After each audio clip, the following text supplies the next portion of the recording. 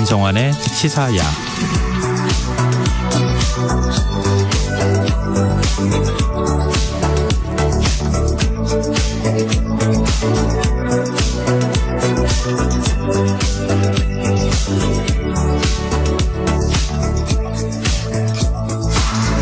하루의 마무리, 오늘도 함께 하시죠. 시사평론가 김성환입니다.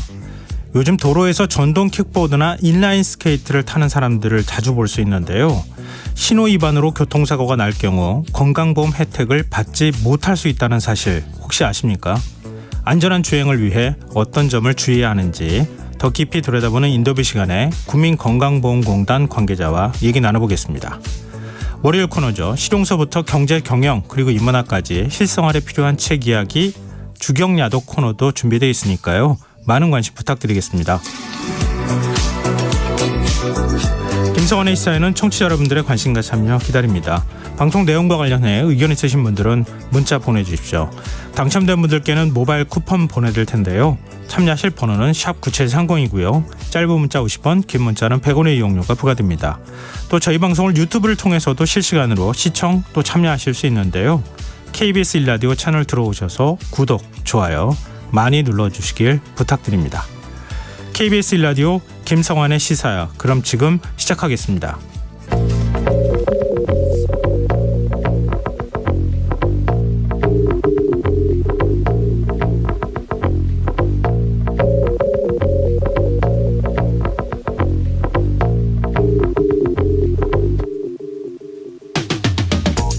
전세 사기 피해자들을 지원하기 위한 특별법이 오늘 소관 상임위를 통과했습니다. 정부가 대책을 내놓은 지 꼬박 한 달 만에 국회 첫 문턱을 넘은 건데요. 여야는 최선의 조치를 이끌어냈다며 합의의 의미를 강조하고 있지만 피해자들 사이에선 실망스럽다는 목소리가 나오고 있습니다. 피해보증금 선 지원 후 청구 방안, 그러니까 피해자를 대신해 공공기관이 보증금 채권을 회수하는 방안이 제외됐기 때문인데요. 최우선 변제금을 최대 10년간 나눠 갚으라는 대안이 제시됐지만 피해자들은 한계에 몰린 상황에서 빚을 더 떠안으라는 말이 있냐며 불만을 터뜨리고 있습니다. 물론 성과가 없는 건 아닙니다. 이른바 깡통 전세로 불리는 고의성 갭 투자, 신탁 사기와 이중계약 피해도 지원 대상에 포함됐다는 점은 긍정적으로 평가할 부분일 텐데요. 이런 대책만으로 전세 사기 피해를 줄일 수 있는 걸까요? 여야는 오는 25일 전세사기 특별법을 본회의에서 처리한다는 계획인데요. 특별법은 2년간 한시적으로 시행되는 만큼 법의 사각지대를 최소화할 수 있는 보완책 계속해서 논의해 나가야 하지 않을까요?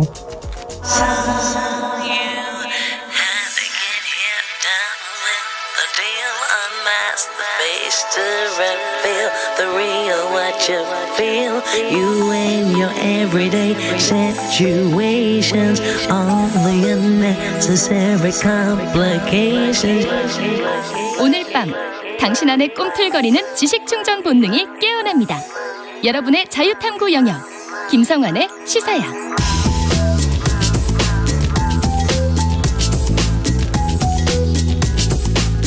오늘 어쨌던 뉴스 꼼꼼히 정리해드리는 뉴스야 시간입니다. 김민하 시사평론가 나와 계십니다. 안녕하세요. 안녕하세요. 네, 윤석열 대통령이 참석한 G7 정상회의 어떤 내용들이 논의되고 합의됐는지 내용을 좀 정리해보면 어떨까요? 일단 이제 우리 중심으로 얘기를 하겠습니다. 네네. G7은 여러 가지를 논의하고 합의를 했는데 네. 우리 윤석열 대통령 위주로 설명을 드리면 일단 윤석열 대통령은 한국 대통령 중 처음으로 히로시마 원폭 피해 동포들을 만났고 그다음에 이제 기시다 후미오 일본 총리와 함께 한국인 원폭 희생자 위령들을 처음 이제 공동 참배를 했죠. 네. 그리고 이제 기시다 총리와 바로 이제 이어서 양자 정상회담을 가졌고요. 뭐 양국 협력의 중요성 이런 것들을 또 외교 안보적인 그리고 경제적인 측면에서의 이런 협력 이런 것들을 강조를 했습니다. 그리고 이제 한미일 3국 정상회담도 있었는데 이건 아주 잠시 이제 한 2분 정도밖에 얘기를 못 했고요. 왜냐하면 다들 바빴습니다. 이제 바이든 미국 대통령도 의회에서 이제 협상 때문에 빨리 가야 되고 부채한도 늘리는 문제 때문에요. 그렇죠. 네. 그래서 가야 돼서 그랬는지 아무튼 좀 말은 짧았는데 예. 일단 뭐 북한 핵미사일 위협이라든가 영내 공급망 불안정 등의 위기에 대해서 공동 대응을 해야겠다. 그러니까 워싱턴에 한번 와라. 바이든 대통령이 이렇게 초청을 했다는 겁니다. 한미일 3자 회담을 워싱턴에서 한 번 더 열자. 그렇죠. 예. 그래서 워싱턴에 가게 될 것이다. 여름쯤에 갈 것이다. 뭐 여름 얼마 안 남았죠. 네. 그 얘기를 이제 하고 있고요. 네. 그다음에 그 외에도 이제 호주, 베트남, 인도, 영국, 일본, 코모로, 인도네시아, 그다음에 이 이탈리아 등의 이제 정상들과도 연쇄 정상회담 또는 뭐 약식 환담 등을 진행을 했고, 그다음에 블로디미르 이제 젤렌스키 우크라이나 대통령과 깜짝 회담도 있었습니다. 이 자리에서 이제 젤렌스키 대통령이 뭐 여러 가지를 얘기했다고 하는데 네. 일단 트위터에 젤렌스키 대통령이 한국의 인도적 비살상 장비 지원에 대한 감사 이 의사를 또 표시를 해서 이와 관련돼서 이제 비살상 장비 이런 것들이 뭐 예를 들면 지뢰 제거하는 데 들어가는 장비라든지 이런 것들을 지원해 주기로 한 것이다. 이렇게 보도가 나오고 있습니다. 네. 뭐 윤석열 대통령이 이후 지도부하고 만나서 8년 만에 공동 성명을 채택했다. 이런 소식도 지금 방금 전에 들어와 있는데요. 그러니까 기후 협약이라든가 이런 문제에 대해서 그린, 보건, 디지털 등 3대 분야 협력을 강화하기로 했다. 이런 소식도 지금 같이 들어와 있습니다.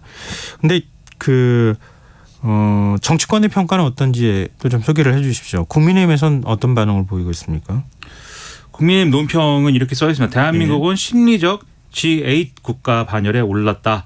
대승적 결단을 통한 셔틀 외교의 복원은 물론 강력한 한미일 공조를 이뤄내기 위한 동분서주가 이제 이 노력이 결실을 맺기 시작했다라는 건데요. 네. 사실 이 G8이라는 것은 이제 일부 언론 중심으로 해서 이렇게 열심히 좀 노력을 하면 G7이 G8으로 확대되고 거기에 우리가 좀 뛸 수 있지 않겠는가라는 기대 네. 이런 것들을 많이 표명을 해왔습니다. 네. 사실 근데 기억을 되새겨 보면은 원래 G7은 G8이었습니다. 원래 러시아가 들어 있었는데 크림반도를 그렇게 하는 바람에 네. 이제 퇴출됐죠, 러시아가. 그러면 이제 사실 우리가 러시아 자리를 대신하기에는 여러모로 러시아는 유엔 상임이사국이기도 하고 네. 여러모로 덩치가 있고 좀 비교를 한다면 그래도 이 G7이라는 데가 이제 뭐 미국, 일본, 그다음에 영국, 프랑스, 독일, 캐나다 뭐 이런 나라들 아닙니까? 이탈리아. 네. 그 가장 그래도 말석이라고 할 수 있는 이탈리아 정도는 우리가 좀 어떻게 대등하게 겨뤄볼 만 해야 되는데 그건 좀 무리 아니냐라는 지적도 있습니다. 아직까지는. 네. 그래서 심리적 G8이라는 표현에 대해서도 여러모로 좀 평가가 엇갈리고 있는 상황이어서 어쨌든 굉장히 긍정적으로 평가하고 있다라는 점에 대해서는 좀 국민의힘은 힘을 주고 있다 이렇게 볼 수가 있겠습니다. 네. 민주당은 어떤 평가 내놨습니까? 뭐 정의당도 궁금하고요.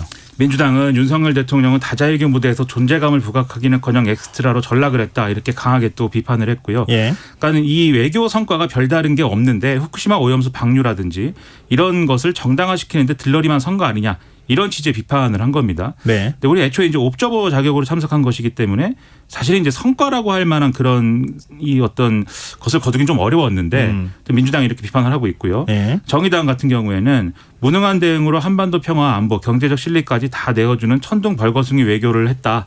국민의 건강과 어민의 생존권 한반도 평화와 경제적 실리까지 뭐 하나 지킨 게 없다. 이렇게 또 비판을 하고 있습니다. 네. 뭐 서로 극과 극의 평가를 내리고 있는 거 아닌가 싶은데요. 근데 G7 정상회의에서 중국과 러시아를 겨냥한 공동 메시지가 나와서 그 양국이 지금 굉장히 반발하고 있지 않습니까? 근데 우리는 사실은 러시아하고 중국하고 또 관계를 단절할 수도 없는 상황이잖아요. 우리 정부는 어떤 입장입니까? 말씀하신 대로 지금 중국, 러시아가 일본을 비롯한 G7에 대해서 이제 크게 반발하고 있는 그런 상황이고요. 예. 특히 중국은 애초에 예고가 됐던 미국의 마이크론에 대한 제재에 이제 돌입을 했습니다. 예. G7 끝나자마자 그 돌입을 했는데 기억해 보시면 이 지난번에 이제 한미 정상회담 직전에 외신을 통해서 나온 보도가 있었잖아요. 예. 마이크론을 중국이 제재할 경우에 예. 이 비는 시장을 한국 기업이 치고 들어가서는 안 된다라고 미국이 약속해 줄 것을 요구했다. 그 내용이 있기 때문에 예. 이걸 뒤집어 얘기하면 사실은 이 G7의 어떤 합의와 중국의 반발 마이크론 제재로 인해서 우리한테 기회가 열릴 수도 있는 것을 사실 포기해야 되는 포기해야 될 수도 있는 지금 뭐 그게 뭐 확정적인 건 아니니까 그런 상황에 놓였다라고도 볼 수가 있는 겁니다.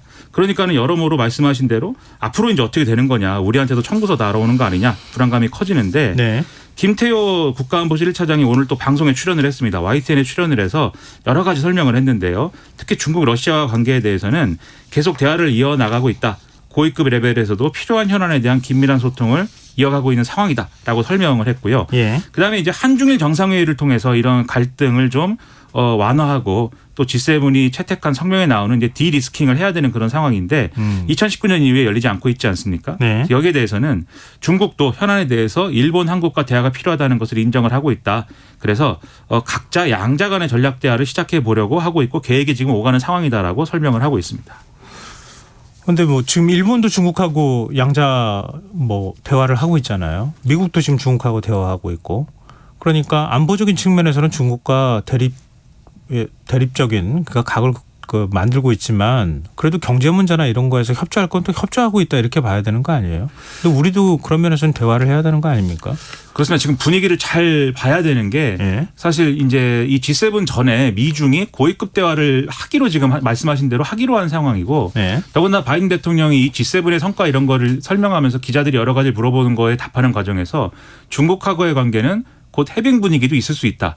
이렇게 얘기를 했단 말이죠. 네. 이게 만약에 그래서 이게 중국하고의 대립 구도가 여러 나라가 같이 대립하고 있으면은 그래도 우리를 이제 특별히 타겟으로 해가지고 보복을 한다거나 이런 것들은 좀 피해갈 수도 있을 텐데 어느새 나머지가 다 뒤로 물러서 버리고 네. 이번에 이제 G7 공동 성명에도 디커플링이 아니고 디리스킹이 나왔다라고 해서 표현이 좀 이렇게 순화된 거 아니냐는 지적이 있지 않습니까? 네네. 어느 순간 다 뒤로 물러섰는데 우리만 이제 반중국 전선 앞에 서 있는 것 같은 그런 모습이어서는 곤란하다는 것이죠. 그렇기 때문에 말씀하신 대로 경제적인 측면에서는 지금 전략이 필요하다라는 지적이 보수 언론에서도 제기가 되고 있어서 이와 관련된 좀 섬세한 어떤 그런 전략 수립이 필요해 보입니다. 네. 뭐 김태규 1차장도 대화의 필요성을 얘기하고 있다고 하니까 중국하고 실제로 대화가 이루어지는지 좀 지켜보죠. 그리고 무엇보다도 후쿠시마 오염수 시찰단 오늘 일본 공식 일정을 시작했어요. 국민들 굉장히 관심이 높아요. 그렇습니다. 이 시찰단장을 맡고 있는 유고키 원자력 안전위원장이 오늘 이제 일본 외무성에서 도쿄전력 관계자들하고 이제 이 시찰 항목을 확인하기 위한 기술 회의를 하기 전에 네. 기자들하고 좀 얘기를 했는데요.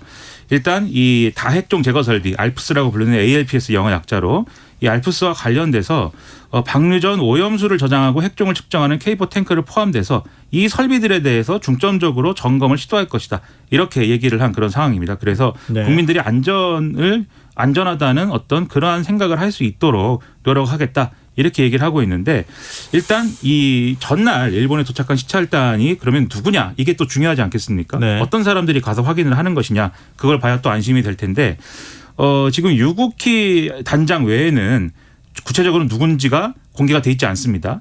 원자력 안전위원장이죠. 예. 그렇습니다. 그래서 한국원자력안전기술원 원전 방사선 전문가 19명 한국해양과학기술원 해양환경방사능 전문가 1명 총 21명이다. 이 예. 내용만 있고 예. 이 명단이 공개가 안 돼서 그건 왜 그런 거냐 여러모로 이제 질문이 나왔는데요. 일단 유국희 단장은 현장 시찰을 하는 기간만이라도 시찰에 집중할 수 있도록 하기 위해서 명단 공개 안 한 것이다. 라고 얘기를 하고 있고요. 이 시찰이 끝이 아니고 앞으로 시찰한 결과를 놓고 계속 평가를 할 것이기 때문에 뭐 자연스럽게 뭐 상황을 알 수 있게 되지 않을까 뭐 이렇게 얘기를 했습니다. 네. 그리고 일정을 잠시 확인을 해보면 시찰단이 23일부터 24일까지 후쿠시마 제1원전을 방문해서 현장 시찰을 하는 것이고요. 25일에는 이 이틀간 현장 점검한 내용을 바탕으로 심층 기술회의와 질의응답을 진행을 하고 26일에 귀국을 하는 일정이거든요. 그러니까 실제 현장을 보는 것은 23일, 24일 이틀이다 이렇게 볼 수가 있겠습니다. 네. 근데 시찰단의 역할을 두고 정치권에서 상반된 평가가 나오고 있어요. 이재명 더불어민주당 대표 같은 경우에는 연일 이제 비판적인 얘기를 하고 있는데요. 이렇게 얘기를 했습니다. 시료 채취도 없고 명단도 없고 언론 검증도 없는 산무깜깜이 시찰이다. 일본 심기를 경호할 게 아니라 우리 국민의 안전을 지켜내야 된다. 이렇게 또 얘기를 했는데 네. 국민의힘 김기현 대표는 최근에 이제 민주당이 계속 이제 이 문제를 거론하는 거에 대해서 좀 반박을 하고 있습니다. 이렇게 얘기를 했는데요. 지난달 일정 조율도 없이 오로지 선전선동을 위해서 묻지마 방위를 자행했던 민주당의 후쿠시마 시찰단은 극자 폭력단체 계열로 분류된 중핵파의 진료소를 방문해서 국제망신만 당하고 왔다. 자당의 망신행위는 옳고 최고 전문가로 구성된 이번 시찰단은 틀렸다는 것이냐. 이렇게 또 반박을 하고 있는 그런 상황입니다. 여야간의 평가가 너무 극과 극으로 다 엇갈려가지고 국민들이 좀 헷갈려하실 것 같아요. 그러니까 중핵파라는 건 굉장히 또 오랜만에 듣는 단어인데 일본의 운동권 단체인데 아직도 있다고 합니다. 네. 아 그래요? 그렇습니다. 59년도인가에 설립된 단체인데 네. 7, 80년대, 90년대 초반까지는 많이 얘기가 나왔는데 네. 다들 이제 연세가 고령이신 분들이 네. 아직도 있다고 합니다. 네. 또 그건 일본 사정일 테고요. 하여튼 뭐 극가국의 평가가 나오고 있기는 하지만 시찰단이 그런 우려를 좀 불식시킬 수 있는 활동 성과를 갖고 왔으면 좋겠네요. 자, 지금 여러분께서는 KBS 라디오 김성환의 시사회와 함께하고 계십니다. 계속해서 뉴스에 이어가겠습니다. 앞서 뭐 잠깐 언급을 하기도 했는데요. 여야가 오늘 전세 사기 특별법에 대한 합의안을 마련했어요. 그렇습니다. 오늘 이제 양당이 국회 국토교통위 국토법안심사 소위를 열고 전세 사기 피해자 지원을 위한 특별법 합의안을 이제 내놨습니다. 이 합의안을 보면은 일단 전세 사기로 인정하는 피해 보상금 보상 기준을 4억 5천만 원에서 5억 원으로 상향 조정을 하도록 돼 있고요. 네. 임차 주택의 면적 기준은 없애겠다 이 내용이 담겨 있습니다. 그러니까 대상을 좀 확대하겠다라는 거고, 그다음에 전세 사기 피해자들을 위해 내놓은 대책인 피해자가 살던 집에 대한 우선 매수권 부여를 이제 입법하겠다 이걸 지적을 하고 있고, 네. LH의 공공임대제도를 활용해서 전세 사기 피해 매물을 우선 매입하도록 하겠다라는 내용도 포함이 되어 있습니다. 예. 그 외에도 이제 피해자들의 생계를 위한 의료비, 주거비, 교육비 지원, 또 신용불량 사태 방지를 위한 연체정보 등록과 연체금 부과를 최장 20년간 면제하는 내용 등도 포함이 됐다고 하는데요. 논란이 되는 거는 야당이 제안한 기준 상향 그리고 소급 적용 등은 이제 충분치 않은 내용이 이제 적용이 됐거나 빠지거나 뭐 이런 상황이어서 야당이 좀 비판을 하고 있는 상황입니다. 네. 그리고 이제 대신에 최우선 변제금을 받지 못하는 피해자들에 대해서는 최우선 변제액만큼의 무이자 대출을 해주고 초과 금액은 1, 2% 저리로 대출해 준다라고 하는 정부안이 반영이 됐다라는 거고요. 또 이 무이자 전세 대출 이외에 이제 선순위 근저당이 있거나 갱신 계약으로 최우선 변제금 지급받을 수 없는 피해자들을 대상으로 해서 경매, 공매 완료 시점에 최우선 변제금 수준을 최장 10년간 무이자로 대출해 준다는 내용도 여기 포함이 되고 있고, 소득이나 자산 요건은 따로 두지 않았다라는 내용도 포함이 되어 있습니다. 여기에 대해서 이제 윤지호 국민의힘 원내대표의 경우에는 기자회견을 열고 야당과 심도 있게 논의를 했고 국민이 납득할 수 있는 수준에서의 최선의 지원 조치를 이끌어낸 것이다라고 자평을 했는데요. 김민석 더불어민주당의 정책위 의장은 절벽 같은 태도를 보이고 있는 정부 여당 앞에서 정말 힘든 협상을 한 것이다. 최선의 노력을 했지만 결과에 아쉬움이 있다. 더 노력을 하겠다라고 얘기를 해서 예. 이 온도차가 분명히 있죠. 어느 쪽의 얘기가 더 많이 반영됐느냐를 아마 이걸 통해서 볼 수가 있는 것 같습니다. 피해자들 사이에서는 벌써부터 보완책을 요구하는 목소리가 나오고 있어요. 이 전세 사기 깡통 전세 피해자 전국 대책위가 입장문을 냈는데요. 이 합의된 특별 법안은 애초에 정부 여당이 제출했던 안이 갖고 있던 문제를 제대로 해소하지 못했다라고 지적을 했습니다. 그러니까 여전히 피해자 선별로 피해자의 범위를 축소를 하고 있고 피해자들이 요구해온 선구제 후회수와 같은 적극적인 피해구제 대책도 마련이 돼 있지 않다고 비판을 했고요. 또 앞서 이제 무이자 대출이나 이런 거 말씀드렸는데 빚에 빚 더하기로 책임을 오롯이 세입자들에게 전가하고 있다는 점도 여전해서 실망 금할 수 없다. 본회의 처리 전까지 이 법안을 수정할 것을 요구한다라고 주장을 하고 있습니다. 그리고 이제 앞서 이제 김민석 정책위 의장 반응을 전해드렸는데 네. 민주당하고 정의당 등은 이 아쉬움을 표하면서도 이 법을 처리를 하더라도 정부로부터 6개월마다 정책 시행 효과 관련 보고를 받고 입법을 계속해서 보완해 나가겠다라고 얘기하고 있는 상황인데 예. 실제로 이것이 얼마나 실효적으로 될지에 대해서는 앞으로 또 여러 가지 여론의 압력이나 이런 것들이 또 작용을 해야 가능하지 않을까 이런 생각이 듭니다. 그러니까 보증금 문제 이걸 어떻게 할 거냐. 뭐 그게 이제 쟁점 아니에요. 최대 쟁점인 것이죠. 예. 네. 근데 그 부분에 대해서 정부는 일단 보증금을 먼저 그 채권을 인수할 수는 없다. 이제 이런 입장을 유지하고 있는 거잖아요. 보증금을 돌려주는 건 없다는 겁니다. 어떤 경우에도. 그러니까 6개월 동안 시행해보고 그 부분이 계속 문제가 되고 있다. 그러면 보완할 수 있다는 얘기예요. 일단 야당이 정확히 어떤 부분을 보완하겠다라고 얘기는 하지 않는 거죠. 그러니까 6개월 동안 보겠다라는 건데 아마도 피해자 단체가 실제로 이러한 법안을 적용을 했을 때 얼마나 뭐 반발 수위가 뭐 잦아드느냐 이걸 보겠다는 것 같은데, 근데 당장 지금 이 대책위의 대표를 맡고 있는 이러한 인사들의 경우에도 지금 나도 이 범위에 안 들어간다 이 얘기하고 있거든요. 그래서 사실 이 피해자 단체의 불만이라든가 이런 목소리가 좀 만족스럽다든지 뭐 잦아들 것으로 예상하기는 조금 지금 상황에서는 어렵지 않을까 그렇게 생각이 됩니다. 네, 알겠습니다. 이것도 뭐 아직 본회의 처리까지 시간이 조금 있으니까요. 보고요. 그리고 국회 행안위에서 이른바 김남국 방지법을 처리하기로 합의했다는 소식이 또 있네요. 그렇습니다. 국회의원의 가상자산 투명화 법안 이렇게 이제 불리고 있는데 공직자윤리법 개정안, 국회법 개정안 등을 상정을 하겠다라는 겁니다. 그래서 현행 공직자윤리법에는 현금, 주식, 채권, 뭐 금, 보석류, 골동품, 회원권 등 이런 것들이 재산신고 대상이 돼 있지만 코인, 이른바 코인 등의 가상자산은 제외가 되어 있는 그런 상황 아니겠습니까? 네. 그래서 이 개정안은 가상 자산도 재산 신고 대상에 포함하는 내용을 골자로 하고 있습니다. 그래서 양당이 이제 나눈 대화를 보면은 오는 25일 본회의에서 이것을 처리할 것으로 일단은 그렇게 합의를 하고 있고요. 네. 그러면 국회 행안위가 오늘 이제 오후에 법안 심사 제1소위를 열어서 공직자윤리법 개정안을 심사 처리했으니까 24일에 먼저 이제 상정을 하는 절차를 거치고 25일에 처리하는 이 과정을 거쳐야 되는 것이죠. 네. 그래서 이와 같이 이제 양당 원내대표가 합의를 해서 앞으로 이제 이 법안이 실제로 어떻게 처리되는지를 주목을 해봐야 될 것 같습니다. 네. 그러니까 지금 이제 일소위에서 통과했으니까 행안위 전체의 통과하고 그다음에 법사위 통과하고 그리고 난 다음에 본회의 상정하는 이런 과정이네요. 그렇습니다. 이것도 시간이 좀 빠듯하긴 한 것 같은데.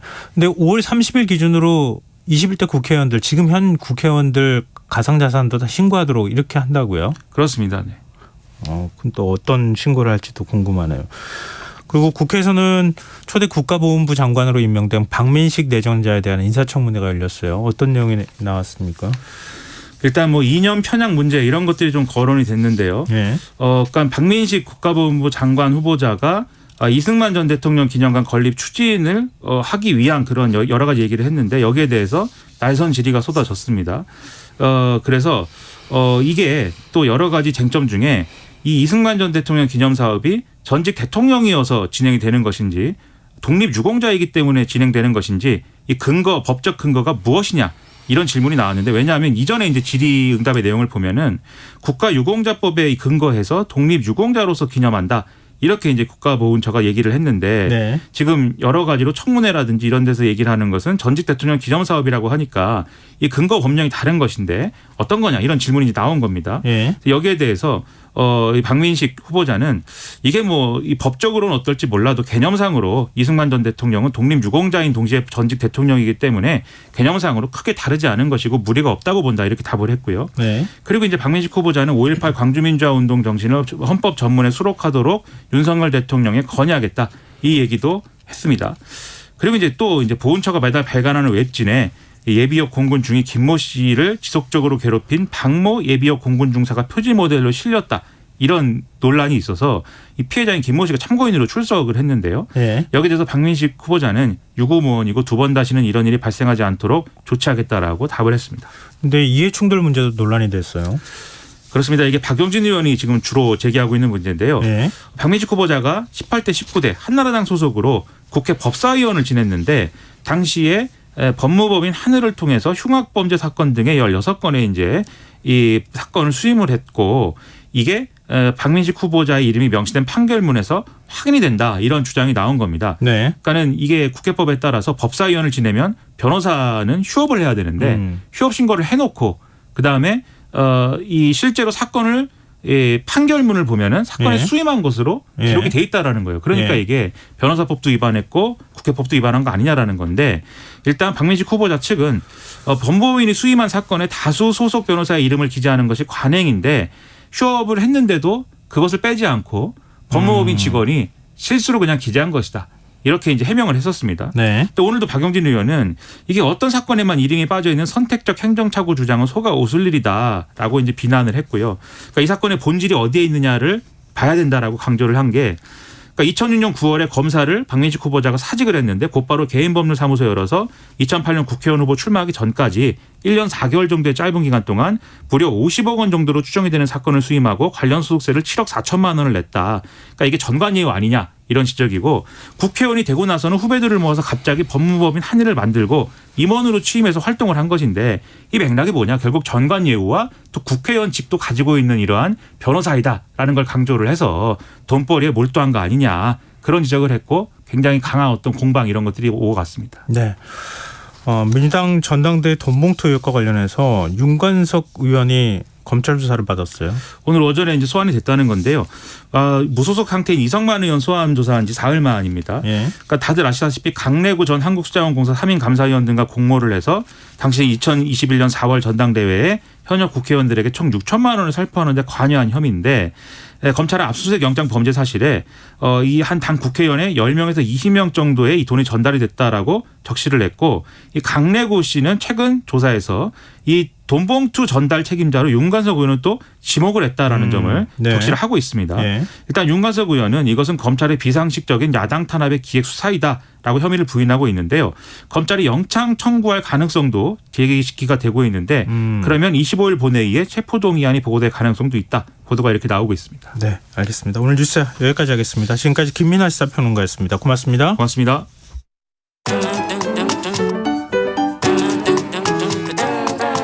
일일 시사권장량 채워가세요. 골고루 담았습니다. 당신만을 위한 하루 시사 김성환의 시사야. 요즘 도로에서 킥보드나 인라인 타는 분들이 굉장히 많은데요. 그만큼 사고도 많이 일어나고 있습니다. 최근에는 전동 킥보드를 함께 타던 고등학생 2명이 택시와 충돌해서 한 명이 사망하고 한 명이 중상을 입는 안타까운 사고도 있었습니다. 앞으로 도로에서 킥보드, 인라인, 보드 등 기구를 타고 주행하다 중대 의무를 위반한 사고를 내 치료를 받게 될 경우에 건강보험 급여 제공이 제한될 수 있다고 하니 유의하셔야 될 것 같습니다. 이 국민건강보험공단 조동필 팀장 모시고 이 부분과 관련해 자세한 얘기 나눠보도록 하겠습니다. 팀장님 안녕하십니까? 네, 안녕하세요. 건강보험공단 조동필 팀장입니다. 네, 전동 킥보드 사고 지금 얼마나 많이 일어나고 있습니까?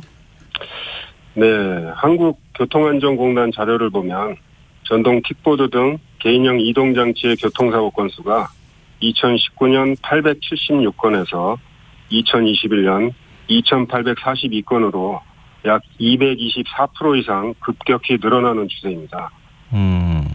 근데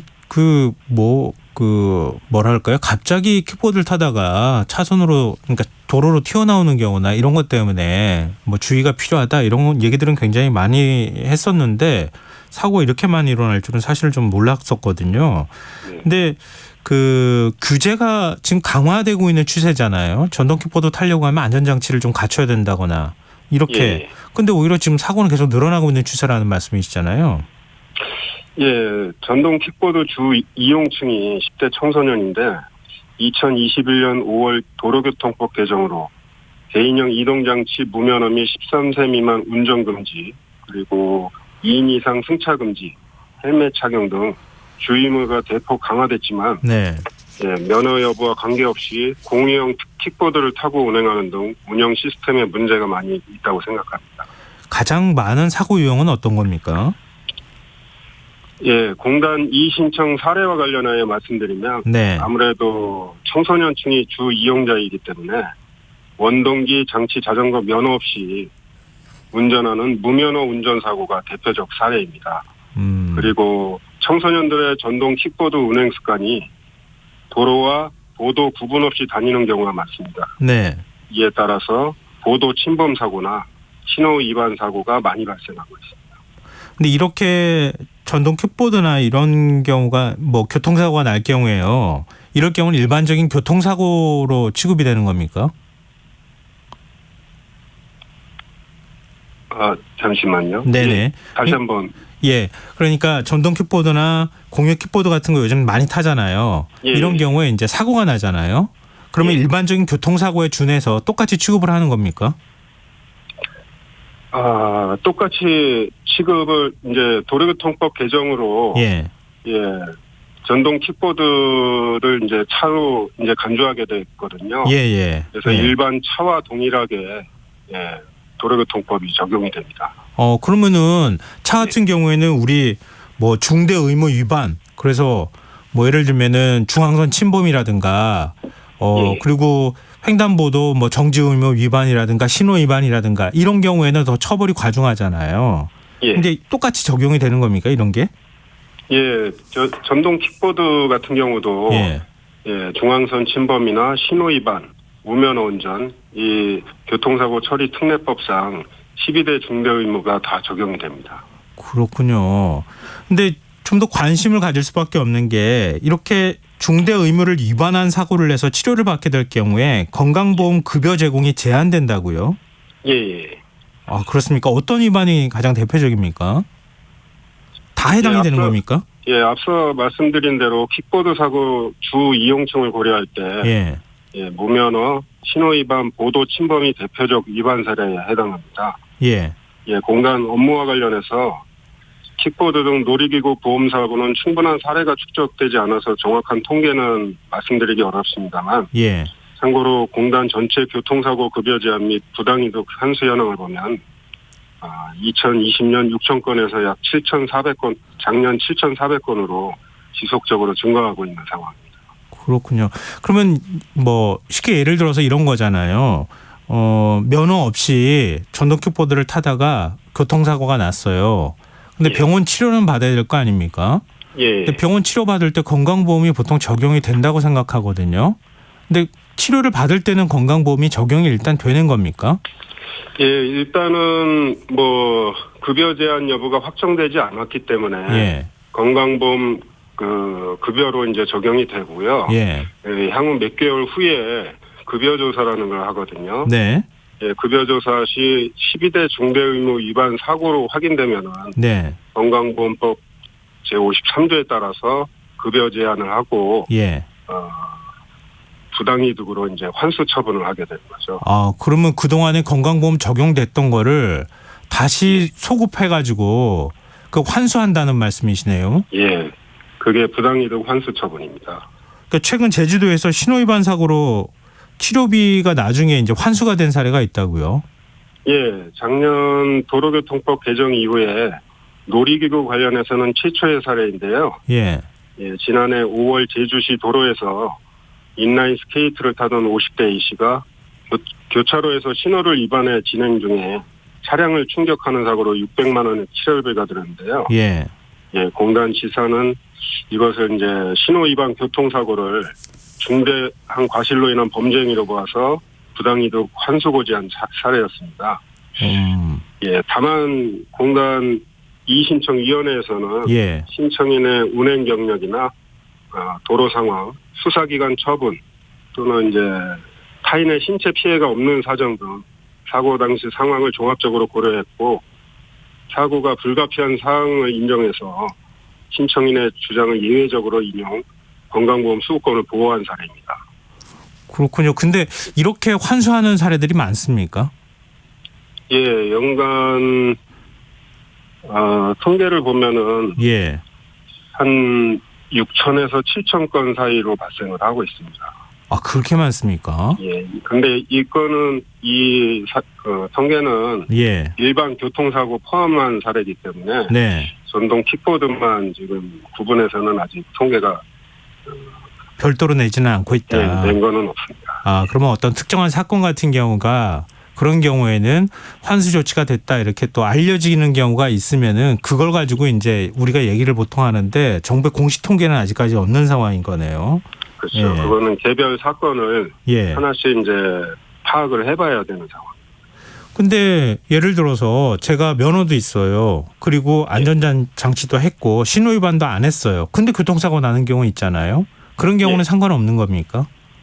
예, 원칙적으로 12대 교통사고 처리 특례법상 12대 중대 의무 위반이 아닌 사고에 대해서는 원칙적으로 건강보험 급여가 적용이 됩니다.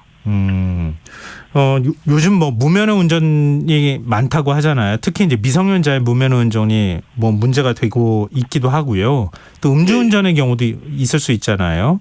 예. 이런 경우에 어떤 처분이 이루어지게 되는 겁니까? 예, 무면허 운전이나 음주운전도 앞서 말씀드린 것 같이 교통사고 처리 특례법상 12대 중과실 하나에 해당됩니다. 네.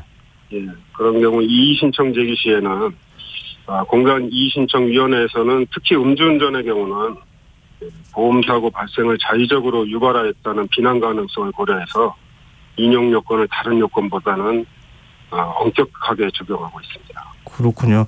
근데 또 이런 불만이 있을 수 있을 것 같아요. 아니 이런 거 보드라든가 전동 킥보드나 이런 거 사고에 너무 엄격한 거 아닙니까? 이런 반론도 있을 수 있을 것 같거든요. 예, 무조건 12대 중대 의무에 해당한다고 해서 급여 제한을 하는 건 아니고요. 예. 예. 그 사고당 아까 말씀드렸던 판례 결정 사례처럼 예. 사고 당시의 상황이라든지 불가피한 상황을 고려해가지고 중과실 여부를 판단하고 있습니다. 별도의 위원회나 심사 절차를 거치긴 하는 거죠. 예, 공단 처분에 대해서 예. 이의가 있는 경우에는 공단 이의신청 제도를 이용해서 권리구제를 받으실 수 있습니다. 네, 알겠습니다. 공정한 평가가 이루어지고 난 다음 심사하고 결정이 난다. 이건 또 참고로 좀 알아두시면 좋을 것 같고요. 지금 전동 킥보드 사고가 굉장히 많이 일어나고 있다고 하는데 지금 도로에서 사고가 나면 어떤 부상을 가장 많이 당합니까? 예, 킥보드 교통사고 주요 부상 부위 통계는 아직 없는 걸로 알고 있습니다만, 네, 저희 이의신청 사례를 봤을 때 특히 헬멧 미착용으로 인한 머리 부상이 진료비도 고액이고 당사자 신체상으로도 가장 문제가 된다고 생각합니다. 네, 그리고 뭐 골절이라든가 이런 것들도 적지 않은 거죠. 킥보드 타다 넘어지면 기본적으로 골절상을 많이 입게 되죠. 예. 근데 말씀 들어보니까 지금 새로운 이제 스마트 교통수단이 새로 생긴 거잖아요. 예. 이런 교통수단이 새로 생긴 것에 대해서 제도가 잘 못 따라가는 거 아닌가 하는 생각도 들거든요. 그러니까 그런 것에 대해서 제도적 정비가 좀 필요하지 않을까 또 싶은데 어떻게 보세요? 네, 특히 아까 말씀드린 공유 킥보드 문제는 예. 지금 청소년들이 이제 운전 면허를 이제 확인하고 타야 되는데 네. 제가 정확히 사태 파악은 못했지만은 이제 부모님의 면허를 도용하거나 예. 타인의 면허를 도용해서 이렇게 운행하는 경우가 많다고 들었습니다. 예. 그런 경우는 좀 제도적으로 이제 보완할 필요성이 있다고 생각합니다. 그렇군요. 그러면은 전동 킥보드 그러니까 지금 공유업체들이 좀 검증을 엄격하게 해야 되는 의무가 좀 있어야 되는 거 아닙니까? 예, 의무를 좀 엄격히 법률상 규정을 해야 되고요. 예. 위반에 대해서는 벌칙도 강화하는 방향으로 나가야 된다고 생각합니다. 알겠습니다. 이게 어떤 새로운 교통수단이 생기고 난 다음에 그것에 따르는 규제가 너무 엄격한 거 아니냐라고 하는 불만들도 있는 반면에 또 이런 문제들이 이렇게 좀 허술한 규제 때문에 많은 사람들이 다치고 그런 일들이 벌어지고 있는 것 같다는 생각이 드네요. 사고를 피하기 위해서 꼭 지켜야 할 안전수칙. 이제 아무래도 건강보험을 적용하고 그러시는 입장이라서 안타까운 사례를 많이 보실 것 같은데요. 마지막으로 말씀을 좀 부탁드립니다. 예, 도로교통법을 준수하면 대부분 사고가 예방된다고 생각합니다. 네. 도로교통법 해당 내용을 핵심 사항 4가지로 요약해서 좀 말씀드릴게요. 예. 예, 우선 첫째, 반드시 원동기 장치 자전거 이상 면허를 취득한 후에 운행 가능한 도로에서 운행해야 합니다. 그리고 둘째, 13세 미만 어린이는 전동 킥보드를 운행해서는 안 됩니다. 네. 그리고 셋째, 헬멧은 반드시 착용하고 예. 야간에는 점등을 해야 합니다. 넷째, 승차 정원을 초과해서 운행하지 말아야 합니다. 알겠습니다. 끝으로 교통법규 위반으로 인해 보험사고 발생하면은 예. 건강보험 급여 제한으로 이어질 수 있기 때문에 알겠습니다. 국민들이 반드시 인식하기를 부탁드립니다. 네, 고맙습니다. 예, 감사합니다. 예, 국민건강보험공단 조동필 팀장이었습니다.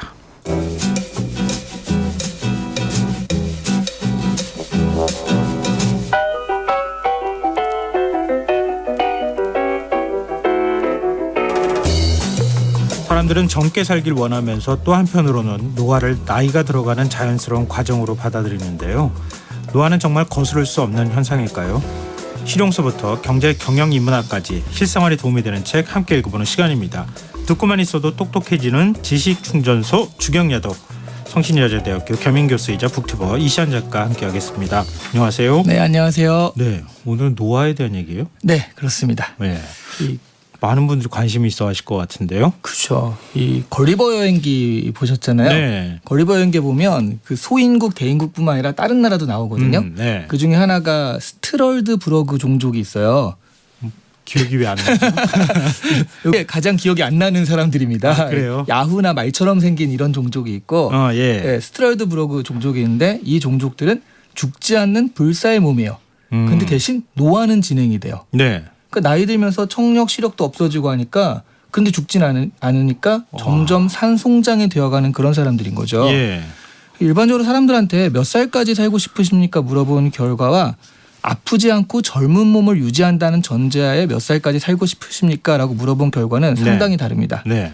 그러니까 어떤 사람들은요. 나이 들어 죽는 것보단 나이가 들어서 겪게 될 병, 고통 같은 노화의 과정을 더 두려워하는 것이기도 한다는 얘기인데요. 오늘 소개해드린 책은 바로 이런 노화를 최대한 늦출 수 있고 심지어 되돌릴 수도 있다라고 말하는 책이에요. 이게 정말 믿을 수 있는 얘기입니까? 물론 이렇게 말하는 사람들은 많았잖아요. 예. 근데 대부분 사이비 종교 이런 쪽이었는데 오늘 소개해드린 사람은 이런 말을 하는데 과학자라는 게 다른 거고요. 게다가 하버드대에서 노화를 연구하고 있는 데이비드 싱클레어라는 교수거든요. 이 사람이 쓴 노화의 종말입니다. 아니 그 노화를 연구하는 네. 일종의 과학자가 이런 걸 썼다는 거 하면 네. 이거 믿을 만한 얘기 아닌가 이렇게 생각할 것 같은데요. 그러니까요. 이 예. 책 구성이 어떻게 되어 있는 거예요? 먼저 간단하게 책 구성을 좀 설명드리자면 예. 크게 3장으로 구성되어 있는데요. 1장은 노화를 늦추거나 되돌리는 것이 어떻게 가능한지 이론과 관련 실험 그리고 지금까지 과학적 성과 같은 것들을 설명하고 있는 장이고요. 2장은 이런 과학적 성과를 바탕으로 실제로 노화를 예방하기에 좋은 현실적인 생활 습관부터 앞으로 개발될 기술들까지 다양하게 직접적인 노화 치료에 대한 이야기를 다룹니다. 이 책에서는요. 노화를 질병으로 간주하고 있거든요. 예. 그래서 치료라는 말을 쓰고 있어요. 음. 그리고 3장은 그렇게 된다면 평균 수명이 120에서 150세가 된다라고 했을 때 우리가 생각하고 준비해야 할 일들에 대해서 이야기를 하거든요. 아무래도 뭐 지구가 이 많은 사람들이 감당을 해야 되니까 네. 이런 말 쓰긴 그렇지만 지구의 용량이라는 게 있잖아요. 그렇죠. 그런 부분을 생각해야 되고 환경이나 일자리 등에 대한 이야기도 좀 생각해 보자. 이런 장이 이제 3장입니다.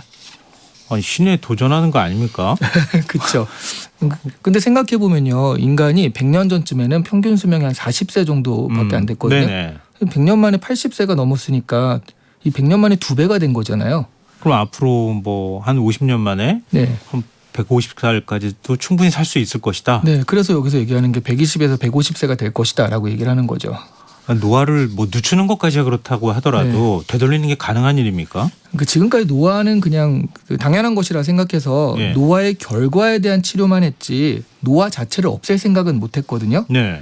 그래서 일단 노화의 원인이 무엇인지 찾을 필요가 있다라는 거예요.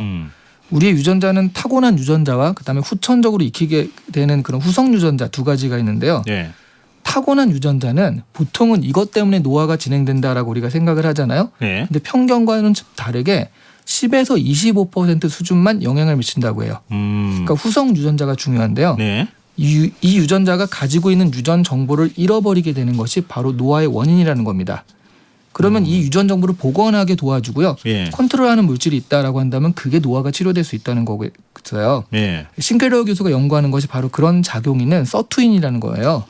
서투인은 우리 몸의 번식과 DNA 수선을 제어하는데 이 서투인이 스트레스를 받으면 번식 대신에 DNA 수선에 집중하면서 당뇨병, 알츠하이머나 심장병, 암과 같은 질병과 맞서 싸우게 할 뿐만 아니라 세포의 활력을 높이기까지 해요. 네.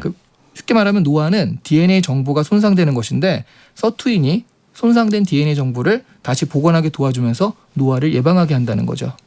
근데 지금 과학적으로 설명해 주시니까 조금 어렵게 느껴지기도 하는데요. 네. 최근에 제가 본 책에서는 사람의 나이는 7세에서 10세다 이렇게 얘기를 하고 있더라고요. 네. 왜냐하면 우리 몸의 모든 기관은 세포가 한 10년 정도면 다 바뀌어 간다는 거예요. 네, 그렇죠. 새로운 세포로 바뀌기 때문에 네. 사람은 끊임없이 한 10살이 반복되는 거나 마찬가지다. 아주 긍정적인 책이네요. 그거 보면서 그럴 수 있겠구나 이런 네. 생각을 제가 했는데 네. 그렇다 하더라도 노화를 멈추게 하거나 아니면은 되돌리는 거는 쉬운 일은 아닐 것 같은데요. 구체적으로 뭘 어떻게 해야 한다는 얘기예요? 그래서 사실 이게 과학적으로 나간 거잖아요. 네. 근데 여기서 얘기하는 걸 보면 우리가 그동안 알고 있는 상식과 일치하는 부분도 많습니다. 그러니까 노화를 예방하는 방법을 구체적으로 얘기를 해주는데요. 네. 그러니까 나이 들면서 활성이 줄어드는 서투인을 활성화시켜주는 방법들인 거예요. 그 여러 가지 방법이 있을 수 있는데 그중에 생활 가운데 실천할 수 있는 게 그런 것도 있습니다. 왜냐하면 우리 몸이 가벼운 스트레스를 받으면 서투인이 활성화되는 거거든요. 야, 예. 대표적으로 간헐적 단식, 그리고 격렬한 운동, 저단백질 식단이라든가 아니면 극단적인 고온과 저온에 노출되는 방법 이런 것들이거든요. 예. 사실 이런 방법들이 이미 많이 알려져 있긴 해요. 예. 그러니까 뭐 이렇게 장수하려면 굉장히 얼음물 같은 데 수영을 한다든가 이런 식으로 몸에 스트레스를 준다라는 것들도 있거든요. 특히 적게 먹기 혹은 이제 간헐적 단식 같은 경우는 장수의 비결로 유명하잖아요. 네. 그러니까 이게 새로운 방법론이라기보다는 그동안에 우리한테 알려진 그런 방법론들이 왜 과학적인지 과학으로 어떻게 작동하는지 이론을 제시한 것이다라고 보셔도 좋을 것 같아요. 뭐 고기를 가능한 적게 먹는 저단백질 식단도 그렇고요. 운동을 해도 이게 적당히 하면 안 되고요. 정말 네. 숨이 턱턱 막힐 것 같이 격렬하게 운동을 해야 이게 좀 그 스트레스를 받는다는 거죠. 몸도 춥게 만들어서 덜덜덜 떨 수 있게 예. 그렇게 만들어서 서투인을 만들어내는 것이 몸에 가벼운 스트레스를 주기 때문에 그게 오히려 노화 방지에는 좋다라는 겁니다. 어떻게 해서 좀 살아야겠다.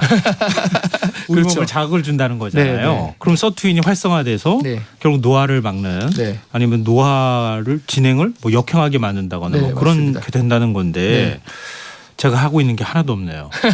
이거 어떻게 하면 좋죠? 아니 좀 쉽게 약 같은 거 먹으면 안 되는 겁니까? 아 근데 사실 이게 방송을 생방송으로 한다는 거 진짜 스트레스가 심한 일인 거잖아요. 네. 네, 그거가 이미 충분히 다행입니다. 네, 스트레스는 받고 계신 걸로. 네. 그래도 그래서- 약이 있으면 좀 소개 좀 아, 해주세요. 그렇죠. 네. 이 책에서는 이렇게 스트레스를 유발하는 의지가 상당히 많이 필요한 방법들이잖아요. 네. 뭐 극단적 추위에 노출된다든가 이런 거 말고 약을 통해서도 동일한 효과를 낼 수 있다고 얘기를 하거든요. 그래서 그에 해당하는 약들이요 소개되기도 합니다. 예. 제일 마지막에 싱클레어 교수가 직접 자기가 실천하고 있는 노화 방지 생활 습관에 자신이 먹는 양을 소개해 놓았거든요. 예. 그게 NMN이라고요. 이게 NMN입니다. 네. 이거나 레스베라트롤, 메트포르민 같은 약들입니다. 이 시중에서 파는 거예요?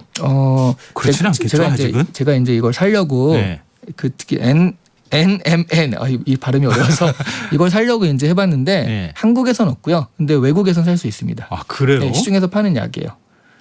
이것도 놀라운 사실을 알게 됐는데요. 네, 이게 그러니까 뭐 굉장히 무슨 약물 중독 뭐 이런 거와 전혀 상관없이 예. 그러니까 가볍게 먹을 수 있는 처방전 없어도 살 수 있는 약이거든요. 한국에서는 아직 승인이 안 된 얘기라는 그런 거네요. 것 같아요. 네. 근데 근데 뭔가 다른 이유가 있을 것 같은데.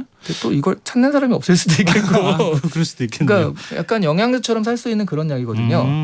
그래서 제가 이제 하나 주문해서 이 책을 보고 사봤는데 예. 네, 잘 모르겠더라고요. 계속 꾸준히 그래요? 먹으려니까. 약간 비타민 같은 느낌? 그러니까 이게 노화 방지라는 게 정말 눈으로 안 드러나는 거잖아요. 그렇죠. 그러니까 이걸 알 수가 없더라고요. 아니 기분은 약간 뭐 젊어지는 것 같은. 약간 그런 거. 예. 그래서 한 달 정도 먹다 말았는데요. 이게 사실 정말 눈으로 보이기 어렵기 때문에 이게 사실은 이게 약효가 있다 없다라고 말하긴 좀 힘들 것 같고요. 게다가 또 사람마다 노화 속도가 다르잖아요. 그렇죠. 복용하는 사람에 따라서 그게 달리 될 수 있으니까 사실 이 약들이 효과가 있다 없다라고 말할 수는 없습니다. 다만 이제 이 교수가 제가 직접 먹는 약이다라고 소개를 하니까 뭐 그런가 보다 이런 정도로 좀 알아두시면 좋을 것 같아요. 예, 또 너무 심각하게 받아들이실까봐 그러니까요. 걱정이 되긴 하는데요. 네네. 아직까지 국내에는 뭐 들어와 있지 않은 약이기도 네. 하고, 네. 네. 그리고 이거 완벽하게 뭐 검증이 됐다고 말하긴 좀 어려우니까 맞습니다. 좀 조심하셨으면 좋겠고요. 네. 서두에 노화를 되돌리는 방법이 있다고 말씀하시지 않으셨어요? 네, 사실 현재 노화를 되돌리는 기술은 있긴 있는데요. 네. 부작용이나 이런 부분 때문에 사람에게 적용하고 있지 못하다고 합니다. 그 연구를 통해 부작용을 규명하고 최소화시키면 되는 기술들이니까 네. 10년 안에는 이런 기술들이 적용될 수 있다라고 보거든요. 그 중에 뭐가 있냐면 네. 세포를 젊은 후성 유전체로 되돌리는 재프로그래밍 기술이 현재 실험 단계에서 진척되고 있다고 합니다. 이거 어떻게 하는 거예요? 뭐 우리 컴퓨터 프로그램도 아니고 사람의 DNA를 막 이렇게 재조합해도 되는 거예요? 이게 DNA를 조작하는 건 아니고 예. 좀 충격을 가한다거나 이런 식으로 하는 것이기 때문에 이런 것까지는 괜찮은 것 같아요. 조작에 그래요? 대해서는 아직도 이제 윤리적인 문제가 있기 때문에 그쵸. 건드릴 수 없잖아요. 예. 그래서 이런 건데 실제로 실험 단계에서 쥐의 시신경을 다시 젊게 되돌리기도 했다고 해요. 이게 무슨 말인가 하면 벤자민 버튼의 시간은 거꾸로 간다라는 그 영화가 있잖아요. 예. 주인공이 벤자민이 점점 젊어지잖아요. 예. 거의 우리도 그렇게 될 수 있다라는 얘기랑 마찬가지인데요. 40대 50대가 돼서 재프로그래밍 치료를 받으면 몸이 점점 젊어져서 20대까지 될 수가 있다라는 거죠. 예. 벤자민은 여기서 더 어려져 가지고 아기가 되고 막 이래서 예. 문제지만 치료를 멈추면 몸은 다시 40대를 향해 가기 시작을 하고요. 이걸 반복하면 20대에서 40대의 몸으로 80세, 90세를 살 수 있다는 얘기가 되거든요. 예. 그리고 이 안티노아는 몸 안에도 작용하지만 몸 밖에도 작용하기 때문에 80세인데도 겉으로 보기엔 30대처럼 보일 수도 있다라는 거예요. 근데 꼭 아니 세상이 공평하면 모르겠는데 네. 어떤 사람은 이렇게 하면 돈 들 거 아니에요? 맞습니다. 어떤 사람은 진짜 젊어지고 어떤 네. 사람은 노화가 되고 네. 늙어가고 네. 이런 세상이 꼭 행복할 것 같지만은 않은데요. 그렇죠. 그런 영화도 있거든. 인타임이라고 네. 그 시간으로 이거를 사는 건데 거기는 25살인가 딱 멈춰요. 외모가. 예. 그러니까 엄마도 아빠도 할아버지도 다 외모는 그거렇거든요. 근데 그 시간에 따라서 이걸 살 수 있고 못 살 수 있고 하니까 그 죽음이 노화로 인한 것이 아니라 시간으로 인한 거니까 되게 불공평한 세상이 되는 게 나오거든요. 너무 유교적인 얘기처럼 들리실지 모르겠는데 네. 상황으로니 거꾸로 갈 수도 있으니까 좀 그렇죠. 아주 복잡한 세상이 될 것 같긴 네, 한데요. 네. 이 책에서는 그래서 3장에서 이렇게 되었을 때 생길 수 있는 문제점에 대해서 이야기를 하고 있어요. 예. 일단 당장에 지구의 용량 초과라는 문제가 있을 것이고요. 예. 심지어 정치 문제까지 이야기합니다. 하지만 이에 대해서는 또 낙관론자인 싱클레어 교수거든요. 개별 사안들에 대해서 희망적인 전망을 제시합니다. 싱클레어 교수의 연구는 인간에게 바로 적용되기 위해서는 의료적인 문제뿐 아니라 윤리적인 문제도 안고 있기 때문에 막상 본격적인 시행이 된다면 논란이 될 수도 있지만 그럴 수도 있겠지만 유사일에 인류의 발전 방향을 보면 수명을 늘려주는 방법이 있다고 한다면 그것을 적용하지 않을 리가 없다는 거죠. 그러니까 인체 부작용 없이 작용한다고만 한다면 당장 적용될 게 뻔하잖아요. 예. 그래서 노화의 종말에선 이런 이야기들이요. 먼 미래의 이야기가 아니라 이런 것들이 가능한 데에서 할 수 있는 그러니까 이 책을 읽고 있는 사람들도 조만간 곧 보게 될 미래다라고 이야기를 하고 있어요. 근데 저는 약간 좀 걱정되는데요. 네. 기술과 과학의 진보에 대해서 너무 낙관적인 생각을 갖고 있는 거 아닌가. 그렇죠. 네. 그런 걱정이 좀 되기도 하는데요. 그러니까 이 책을 읽을 때 물론 이제 과학자의 시각에서 네. 또 노화를 연구하는 학자니까 네. 좀 뭐 꿈에 그리는 그렇죠. 어떤 비전. 미래에 네. 대해서 얘기를 하는 좀 네. 측면이 있는 것 같긴 한데요. 어쨌든 주의할 부분들 좀 있을 것 같기도 하고요. 네. 네, 마지막으로 네. 우리가 이 책을 읽어야 하는 이유 정리해 주신다면요. 이 책에서 말하는 미래가 곧 온다면요. 젊은 마음으로 살면 젊게 살 수 있다. 이런 말이 있잖아요. 예. 이런 말이 적절하지 않아요. 실제 몸이 젊어졌기 때문에 젊은 마음이 드는 거죠. 이렇게 되면. 네. 몸이 가볍고 건강하면 의욕도 솟아나고 일도 더 잘 되는 게 사실이잖아요. 그러니까 100세 시대라는 말이 구호가 아니라 진짜로 다가오고 있습니다. 싱클레어 교수는 120세에서 150세까지 평균 수명이 올라갈 수 있다고 말했거든요. 중요한 것은 노화가 일어나지 않은 젊은 몸으로 그렇다는 건데 나이가 들면서 무언가 좀 서글프고 경쟁에서 뒤떨어지는 것 같은 생각이 드시는 분이라면 이 책을 보는 것만으로도 약간은 위안을 얻을 수 있지 않을까 생각이 드네요. 나는 젊다. 네, 그렇죠. 젊어질 젊을 수 있다. 아, 곧 나온다 이런 기술이. 네. 알겠습니다. 자, 오늘 주경야도 여기까지 하겠습니다. 지금까지 북튜버 이시안 작가와 함께했습니다. 고맙습니다. 네, 감사합니다. KBS 일라디오 김성환의 시사야 1부 순서 여기서 마무리하겠습니다. 이어지는 2부에서는 사건 사고 뉴스 등을 살펴보는 밤참 뉴스 세계 미연 순서로 찾아뵙겠습니다. 전 11시 정각 2부에 다시 오겠습니다.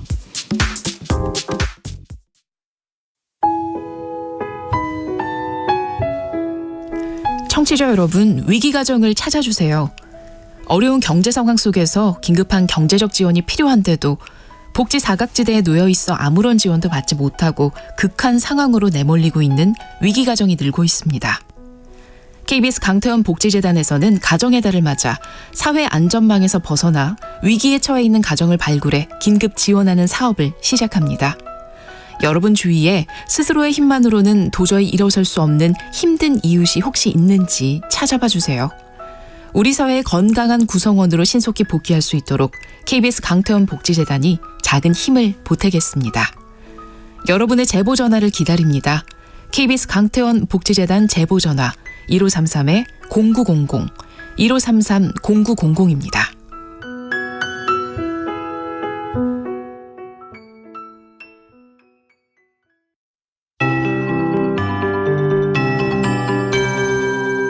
KBS 58분 날씨.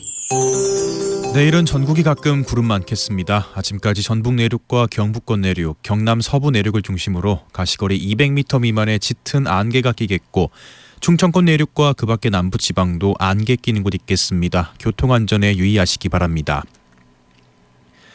대기 불안정으로 인해 강원 내륙 산지와 충북 북부, 경북권은 오후에 5에서 20mm의 소나기가 오겠고 돌풍과 함께 벼락이 치거나 우박이 떨어지는 곳도 있겠습니다. 시설물과 농작물 피해 없도록 대비하시기 바랍니다. 내일 아침 최저기온 서울 15도, 광주 13도 등 전국이 9에서 15도로 강원 내륙 산지와 경북 내륙은 5도 내외로 쌀쌀하겠습니다. 낮 최고 기온은 서울 대구 27도 등 전국이 20에서 27도의 분포를 보이겠습니다.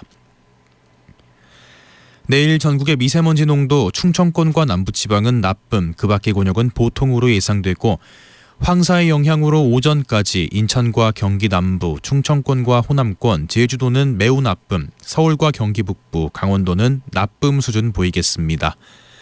서울 현재 기온 19도, 습도 67%, KBS 58분 날씨 박성준입니다.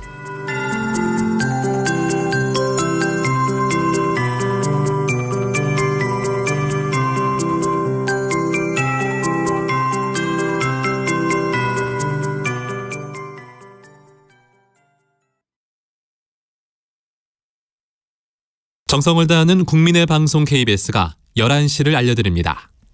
AM 711kHz, FM 97.3MHz, KBS 1라디오입니다. HLKA.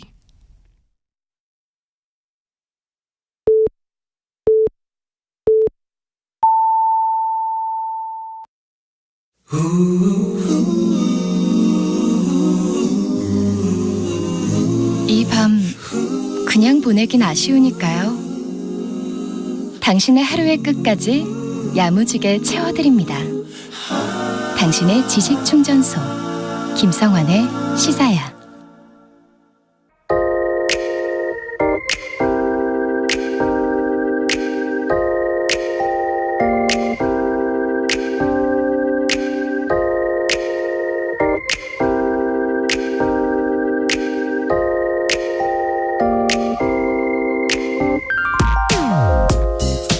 얼마 전 어린이날을 맞아 충북 단양에서 열린 한 운동회 소식이 제 시선을 끌었습니다. 제1회 작은 학교들의 큰 운동회. 왜 하필 운동회 이름을 이렇게 지었을까? 단양군 인구가 줄면서 관내 10개 초등학교 가운데 7곳이 전교생 50명 미만의 작은 학교가 되었다고 합니다. 학교별로 전교생을 다 합쳐도 10명에서 20명 수준이니 매년 운동회를 열어도 달리기나 풍선 터트리기 같은 개인 경기밖에 할 수가 없었다고 하는데요. 천군 백군으로 팀을 나눠 단체전을 벌이고 서로 우리 편 이겨라 목청껏 응원하는 모습은 이제 옛 이야기가 된 지 오래. 단양교육지원청이 학생들에게 운동의 추억을 만들어주기 위해 일종의 공동운동회를 열어준 겁니다. 이렇게 큰 운동회는 처음이에요. 매일매일 열어주세요. 즐거움에 겨우 외치는 아이들의 모습을 보며 흐뭇한 미소가 지어지기보다는 왠지 안쓰럽고 미안한 마음이 들었습니다. 어린이날이 보름 넘게 지났는데 왜 갑자기 운동회 얘기냐 하실지 모르겠는데요. 외국인 200만 명 시대, 다문화 사회가 되어가고 있지만 한국에서 나고 자라고도 진학과 취업, 복지 등 아무런 권리를 누리지 못하는 아이들이 있습니다. 바로 국내 체류 허가를 취득하지 못해 출생신고도 이루어지지 않는 미등록 이주 아동입니다. 유엔 아동권리협약은 아동은 본인 또는 부모의 인종, 성별, 사회적 출신 등에 따라 어떠한 차별도 받지 않는다고 규정하고 있고 우리나라도 1991년 비준을 한 상황입니다. 하지만 부모를 선택할 수 없는 아이들에게 불법 체류자 딱지를 붙여 초등학교 입학도 학교장에 허가가 있어야 하고 건강보험 가입조차 할 수 없는 게 현실입니다. 무엇보다 아동학대 같은 범죄에 노출되는 경우가 적지 않다고 합니다. 전체 다문화 가정 아동의 20%가량이 이렇게 유령 취급을 받고 있는 것으로 추산되고 있는 현실입니다. 물론 논란의 여지가 없는 건 아닙니다. 하지만 이런 점에서 한 이주 인권 활동가의 말은 한 번쯤 곱씹어볼 가치가 있어 보입니다. 한국인 정체성을 가진 아동의 정착을 돕는 건 아이에게도 인구 감소 위기를 겪는 한국에도 도움이 된다. 지금까지 오늘의 발견이었습니다.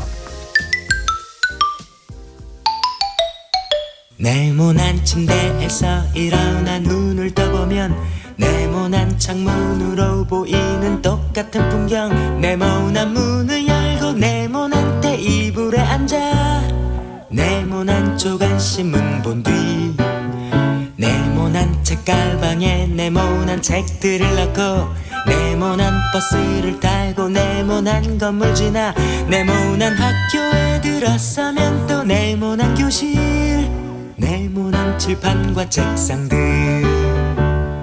네모난 오디오 네모난 컴퓨터 TV 네모난 달력에 그려진 똑같은 하루를 의식도 못한 채로 그냥 숨만 쉬고 있는 걸 주위 둘러보면 모두 네모난 것들 뿐인데 우린 언제나 듣지 잘난 어른의 멋진 이 맛에 둥글게 살아야 해 지구본을 보면 우리 사는 지구는 둥근데 부속품들은 왜 다 온통 네모난 건지 몰라 어쩌면 그건 네모의 꿈일지 몰라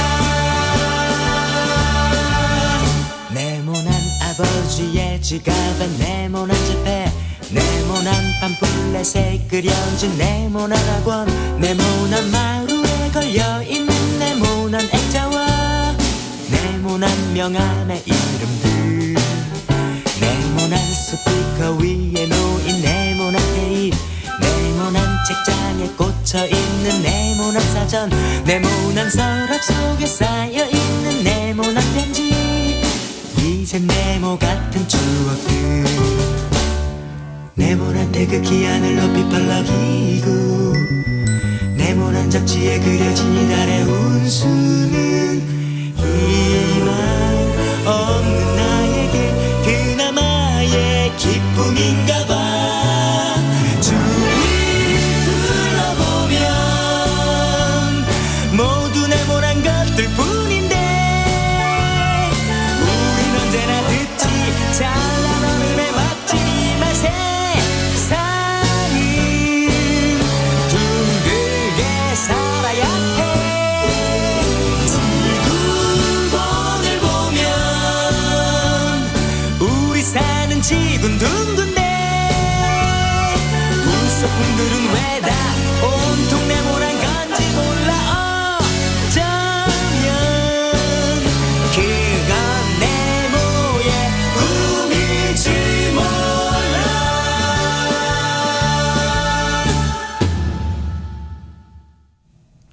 오늘의 발견에 이어서 화이트의 네모의 꿈 들으셨습니다. 김성환의 시사는 언제나 청취자 여러분들 관심과 참여 기다리고 있는 거 알고 계시죠? 오늘도 청취자분들이 많은 문자 보내주고 계시는데요. 임정환님, 제가 졸업한 초등학교도 폐교가 된 지 10년이 지났는데 이런 이야기가 남의 일이 아니라서 공감이 가네요.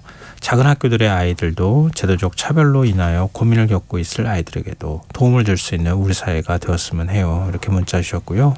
4222님께서요. 아이가 행복해야 모두가 행복할 수 있는데 뭔가 어른들이 잘못하는 것 같아 미안하네요. 이렇게 의견을 주셨어요. 저도 초등학교 때 기억이 이거 정리하고 기사 보면서 확 들었는데요. 그때는 운동회 때요. 운동장이 사람의 머리로 바글바글 했잖아요. 진짜로. 그 막 먼지가 막 한번 뛰어다니면은 엄청나게 많이 일잖아요. 그래 나중에 보면은 집에 가면은 얼굴이 허해요. 막 그 흙먼지 때문에 다. 그러던 시절도 있는데 요즘에는 초등학교 단위에서 운동회를 못 한다는 거 아닙니까? 군 단위 지역에서는. 그러니까 그렇게 막 7개 학교 다 모아봐야 학생 200명 정도밖에 안 된다 그래요. 그 아이들은 초등학교 운동회를 어떻게 기억하고 있을까 이런 생각도 들고요. 우리 사회에 이런 아이들이 누구든 그 아이들이 선택할 수 있는 권리가 없는 거잖아요. 불법 체류자 아이들도 뭐 똑같은 아이들이니까요. 그런 아이들은 초등학교 들어갈 때도 굉장히 까다로운 절차를 거쳐야 된다고 하고요. 어떤 우리 사회 혜택도 받을 수 없는 아이들이 우리 사회에 굉장히 많다고 합니다. 뭐 법무부 통계로만 봐도 4,000명이 훨씬 넘는다고 하는데요. 그거는 통계로 잡히는 경우만 해당이 되고요. 그렇지 않은 경우까지 하면 아마 그거보다 몇 배는 더 많을 것 같거든요. 근데 이런 아이들을 그대로 이렇게 둬야 되는 건가? 이런 문제에 대해서 한번 우리 사회가 좀 고민을 깊이 해보면 어떨까 이런 생각도 해봤습니다. 네, 문자 보내주셔서 정말 고맙습니다. 저희가 문자 보내주신 분 가운데 추첨해서 당첨된 분들께 모바일 쿠폰 선물로 드리겠습니다. 참여하실 문자 번호는 샵 9730이고요. 짧은 문자 50원, 긴 문자는 100원의 정보 이용료가 부과됩니다. 콩 게시판 KBS 1라디오 유튜브 채널을 통해서도 무료로 참여하실 수 있습니다. KBS 라디오 김성환의 시사회와 함께하고 계신 지금 시각은 11시 9분입니다.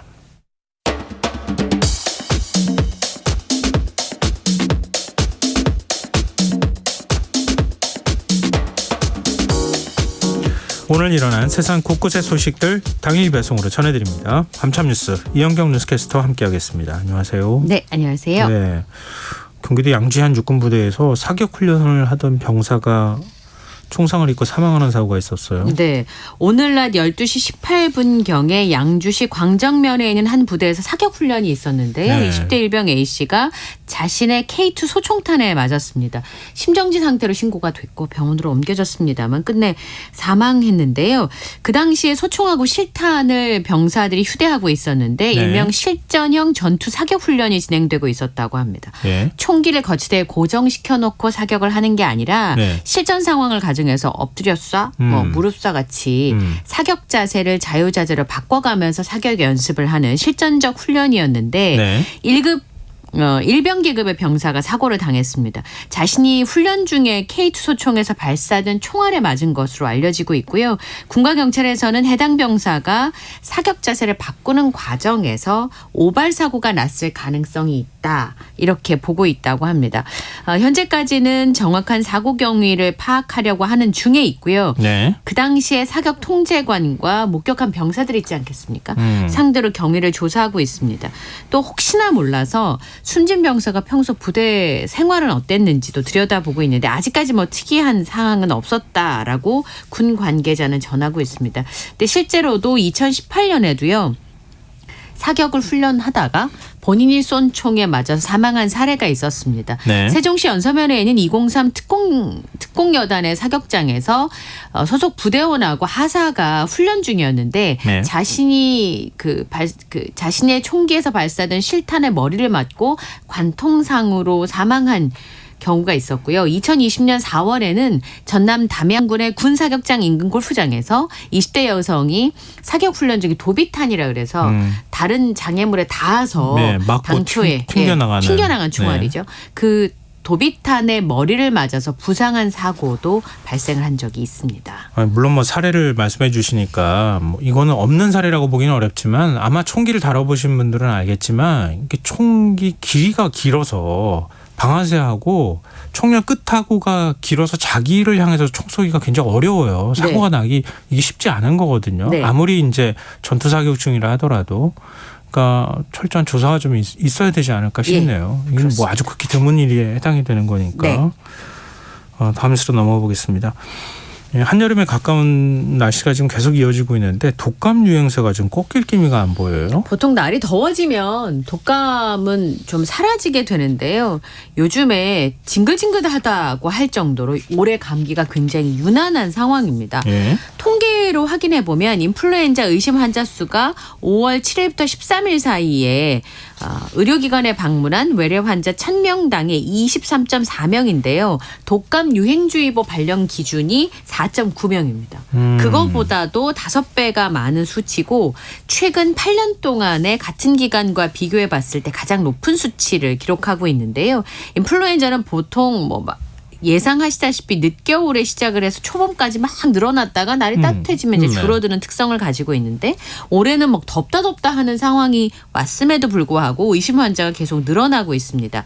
특히 지난해 마지막 주에 12월 25일부터 30일까지 독감 이 의심 환자의 경우 60.7명까지 올라갔다가 2월 달에 11.6명까지 내려왔거든요. 네. 다시 증가 추세를 보이고 있고요. 그 외에도 급성호흡기 감염증 환자도 계속 꾸준하게 늘어나고 있습니다. 어쨌든 실내 마스크를 쓰고 있다가 그걸 해제하면서 일교차도 커지고 야외 활동도 많아지고 사람들의 접촉이 많아지니까 환자가 급증한다고 볼 수도 있고요. 또 어린이들의 경우에는 독감이 유행을 하면서 면역을 획득하잖아요. 네. 그런데 아주 어린이들은 지금 한 3년 동안 마스크를 쓰면서 그쵸. 그 아이러니하게도 면역을 획득할 시기가 없었던 거죠. 그러다 보니까 어린이 호흡기 환자들이 굉장히 많이 늘어나고 있습니다. 아니, 요즘 독감 걸린 분들 얘기 들어보면요. 엄청 아프다고. 이전보다 독감 정말 심하게 앓고 넘어간다고 그런 네. 얘기를 하더라고요. 또 후유증도 꽤 오래 간다고 이런 얘기를 하는데 이것도 뭐 마스크 벗었으니까 이거 피한다고 해서 피해지는 것도 아닐 것 같고 네. 좀 걱정이네요. 하여튼 개인위생은 좀 철저히 관리를 하셔야 될 것 같습니다. 근데 지금 수족구병도 어린 영유아들 사이에서 유행하고 있다고요. 주로 여름철에 수족구가 유행을 하는데 한 달 새 3배 이상 급증하면서 영유아 사이에서 아주 급속도로 번지고 있습니다. 질병관리청의 그 통계에 따르면 전국의 109개 의료기관이 참여하는 수족구병 표본 감시 결과를 보면요. 6세 이하 영유아의 외래 환자 1000명당 수족구 환자가 4월 둘째 주에 4.0명이었는데 5월 둘째 주에 13.8명으로 3배 이상 급증을 했습니다. 코로나 이후에 3년 만에 계절적인 수족구병 유행이 있었고 올해도 비슷한 발생 증가가 확인된 것이다라고 설명을 했는데요. 보통 7에서 한 10일 정도 지나면 자연 회복을 하지만 수막염이나 뇌염, 심근염, 마비 증상 등의 합병증이 생길 수도 있고 아시다시피 이제 수포가 생기니까 아이들이 밥을 못 먹잖아요. 그러니까 엄마들도 맞아요. 굉장히 괴롭고 아이들도 괴로운 질병 중에 하나인데요. 전문가들이 지금 바이러스가 미쳐 날뛰는 상황이다. 이렇게까지 표현을 하고 있거든요. 이제 그동안 만나는 것도 제한되어 있고 그다음에 개인 위생도 굉장히 철저하고 마스크도 쓰고 하면서 벌어지지 않았던 일들이 지금 이제 3년치를 한꺼번에 유행을 한다고 보시면 된다고 합니다. 하지만 수족구병 같은 경우는 백신이나 치료제가 없기 때문에 예방과 전파 차단이 가장 중요한데 수족구병이 의심되는 경우에는 다른 사람과 접촉을 피하고 어린이집이나 사람들이 많이 모이는 곳에서 시설을 이용한다든지 그렇지 않으면 컵이나 식기를 따로 사용하는 생활 공간을 분리해야 되는 그런 상황입니다. 6632님께서요. 이비인후과에 환자 줄이 2시간 이상 기다려야 진료받을 수 있을 정도로 지금 길게 맞습니다. 늘어본다고. 예. 그래서 여전히 마스크 쓰고 다닌다고 이렇게 또 문자를 주셨는데요. 지금 환자들이 이렇게 늘어나면서 약국에서 약이 막 부족할 지경이라고요? 네. 지금 상황을 보면은 후두염을 동반하는 파라인플루엔자, 눈꽃 감기라고 불리는 아데노 바이러스도 지금 기승을 부리고 있거든요. 네. 말씀드린 것처럼 이런 호흡기 질환이나 바이러스가 미쳐 날뛴다고 할 정도로 굉장히 창궐을 하다 보니까 부모님들이 걱정이에요. 특히나 소아과가 요즘 진료 볼 수 있는 곳이 많지 않잖아요. 맞아요. 그래서 맞아요. 뭐 오픈런 아닌 오픈런이다라고 얘기할 정도의 상황입니다. 게다가 해열제가 잇따라 판매 중지가 되면서 약을 구할 수가 없어서 엄마들이 굉장히 걱정이 많은데요. 지금 아세트 아미노펜 계열의 어린이 해열제 중에서 이 콜데원의 키즈펜 시럽이라고 많이 먹는 약이 있어요. 네네. 그리고 물약같이 돼 있는 거. 그리고 챔프 시럽도 많이 예. 먹는데 이게 연이어서 판매가 중단되고 회수 조치가 진행 중에 있습니다. 그리고 대원제약에서 수탁 제조하는 다른 시럽의 경우에도 제조 판매가 중단이 된 상황인데요. 콜데원의 키즈펜 시럽 같은 경우 상분리라 그래서 위에 이제 하얀색이랑 밑에 가로 이렇게 분리된 투명 시럽하고 밑에 하얀색이 분리되는 상분리 현상이 나타나면서 이게 이제 문제가 돼가지고 지금 제조 판매가 중단이 됐고요. 챔프 시럽 같은 경우는 일부 제품에서 갈변 현상이 보였습니다. 그래서 4월부터 제조와 판매와 사용이 중지된 상황인데 문제는 이 제품들이 다 아세트 아미노펜 계열의 해열제라는 겁니다. 네. 생후 4개월부터 아세트 아미노펜 계열의 해열제는 사용을 할 수가 있고 고열이 나도 다른 제품들하고 교차로 사용할 수 있기 때문에 부모님들의 영유아가 있는 가정에서는 선호도가 굉장히 높은 제품인데요. 해열제 판매가 중단이 되면서 지금 난리가 난 상황이에요. 이거 이제 다른 해열제를 바꿔주라고 가지고 갔는데 가보니까 대안이 없는 거예요. 부모님들 입장에서는. 그래서 어쩔 수 없이 같은 성분을 가지고 있는 해열제가 없으니까 도로 들고 왔다라고 하는 맘카페에 그 경험담이 올라오고요. 예. 소아과는 우선 예약 전쟁 때문에 들어가서 한참 아까 말씀하신 것처럼 병원에 1시간 2시간 기다리는 건 기본이고 열이 나면 응급실 갈 수 있는 또 없어요. 그리고 그거마저도 이 해열제를 이제 급하면 엄마들은 밤에 아이가 열이 많이 나고 하면 해열제부터 먹이는데 그렇죠. 예. 안심하고 먹일 수 있는 해열제가 판매가 중지가 되면서 파급이 굉장히 커지고 있습니다. 약국에 이제 언제 들어오냐고 계속 문의가 들어올 텐데요. 관련 약품 구하는 게 하늘의 별 따기가 됐다고 합니다. 식약처가 이제 문제가 됐던 해열제에 대해서 추가 점검도 하고 후속 조치가 된 다음에야 판매를 할 수 있는 상황이어서 네. 당분간은 급성호흡기 바이러스 환자가 급증하고 독감 환자가 지금 급증하는 상황이기 때문에 이런 상황이 계속 이어질 수밖에 없는 상황이에요. 정부 차원에서 뭔가 대책이 필요한 거 아닙니까? 그렇습니다. 그래서 말씀드린 것처럼 이제 이 제품들이 그 약품이 뭐 품절된 상황이기 때문에 네. 일정 시간 동안은 이런 상황이 유지될 수밖에 없어서 불가피하다. 예. 정부 관계 기관들하고 좀 대책 마련이 필요하지 않을까 싶어요. 네. 지금 환자들은 늘어나고 있고 특히 이제 소아청소년과는 병원들이 많이 또 문을 닫았다 그래가지고 그렇습니다. 지금 예. 다 막 오픈런을 한다더라 뭐 이런 소리가 지금 나오고 있는데 예. 약까지 살 수 없다 그러면은 정말 부모 입장에서 답답할 수밖에 없잖아요. 속이 그러니까 타들어가고. 뭐 식약처 보건복지부, 건강보험심사평가원, 약사회 이렇게 해서 이제 합의를 하겠다는 건데 네. 약이라고 하는 게 갑자기 많이 생산할 수가 없잖아요. 그러니까 그런 부분들의 어려움이 있어서 집에 아이들이 있는 집들은 걱정이 많습니다. 네. 아유, 참 빨리 대책이 필요할 것 같습니다. 자, 지금 여러분께서는 KBS 라디오 김성환의 시사야와 함께하고 계십니다. 밤참 뉴스 계속 이어가겠습니다. 이 성범죄를 단속해야 할 경찰관이 성비위 사건에 지금 연루가 돼서 네. 구속됐다 이런 소식이 전해져요. 예, 서울 중부경찰서 소속의 A경정이 성희롱 발언을 하면서 성비위를 저지른 혐의로 대기발령 처분을 받았습니다. 5월 초쯤에 감찰에 착수했고 일부 혐의가 확인이 돼서 대기발령 조치가 됐고요. 이건 다른 사건인데 네. 현직 경찰관이 소개팅 앱을 통해서 여성들을 만났습니다. 한 명이 네. 아니고요. 여러 여성들을 불법 촬영한 혐의로 구속이 돼서 경찰에 넘겨졌는데요. 작년 2017년부터 작년 12월까지 소개팅 앱을 통해서 20, 30대 여성 한 10여 명을 만났나 봐요. 예. 동의 없이 촬영한 것으로 드러났습니다. 보조 배터리 형태로 만들어져 있는 불법 촬영기기가 있는 모양이에요. 이걸 이용해서 여성들의 신체 부위를 촬영하고 그것을 소지한 혐의를 받고 있는데 네. 그 피해 여성 중에 한 사람이 검찰에 이 경찰을 고소하는 바람에 검찰이 이 사건을 수원 남부서에 이송을 하면서 수사가 시작이 됐습니다. 예. 소개팅 앱에다가 경찰 제복 사진을 같이 올린 거예요. 그러면 여성의 입장에서는 경찰이 그런 짓을 했을 거라고는 상상을 못하니까 별다른 그렇죠. 의심을 하지 않았다고 합니다. 예. 그래서 불법 촬영을 한 것들을 계속 가지고 있었는데 그 불법 촬영물을 저장해놓은 하드디스크를 딴 사람한테 버리라고 부탁한 혐의도 받고 있어서 그 부탁을 받은 지인도 증거인멸 혐의로 불구속 송치가 된 상황이고요. 이 경찰은 직위 해제된 상황이고 이후에는 징계 절차가 이어질 텐데 수사가 시작되고 나니까 그 근처에다가 이제 버리라고 했는데 CCTV를 통해서 그 하드디스크를 확보를 했다고 합니다.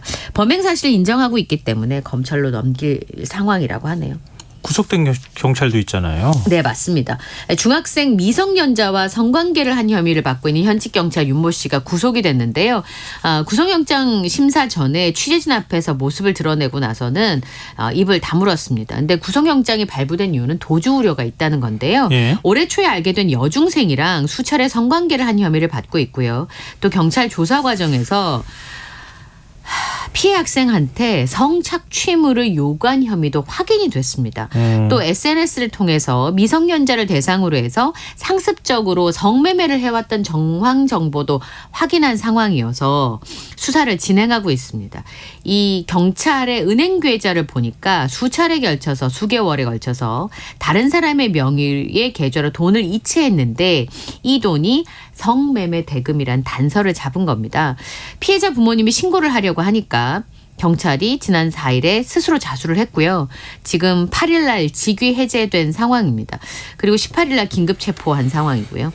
주거지 압수수색을 했고 휴대전화를 디지털 포렌식을 하는 등 사건 내용과 여죄를 조사하고 있습니다. 그러니까 경찰들의 성비위 문제 그동안에도 적지는 않았잖아요. 지금 근절이 예. 지금 안 되고 있어요. 보니까. 성비위 사건이 최근에 잇따라 터지고 있습니다. 아까 말씀드렸던 이런 일들까지도 벌어지고 있는데 작년 말에는 여자 화장실에서 불법 촬영을 시도한 현직 경찰이 현장에 붙잡히기도 했는데요. 최근에 5년 동안 성비위로 징계를 받은 경찰관이 311명입니다.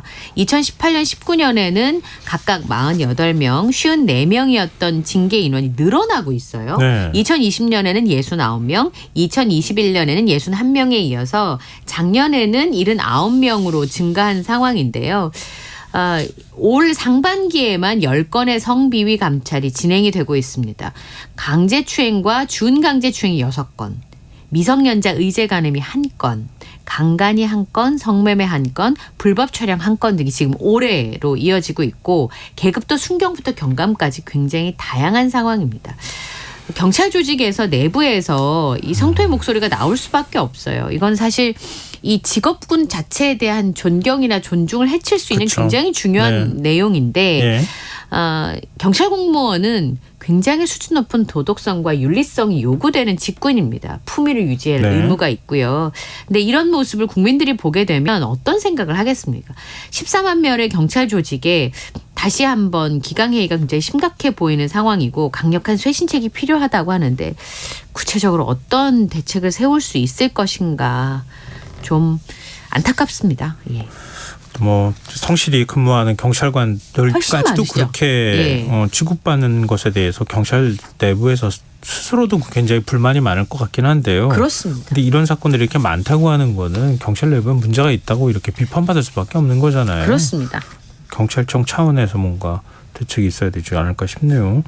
근데 뭐 이런 경찰과 관련되는 문제도 그렇지만 이 성범죄를 학창 시절에 저지른 가해자가 공무원이 되는 경우도 적지 않다고요? 네. 이 사건이 2010년에 대전 지역의 남자 고등학생 16명이 채팅을 통해서 지적장애 3급의 여자 중학생을 알게 됐어요.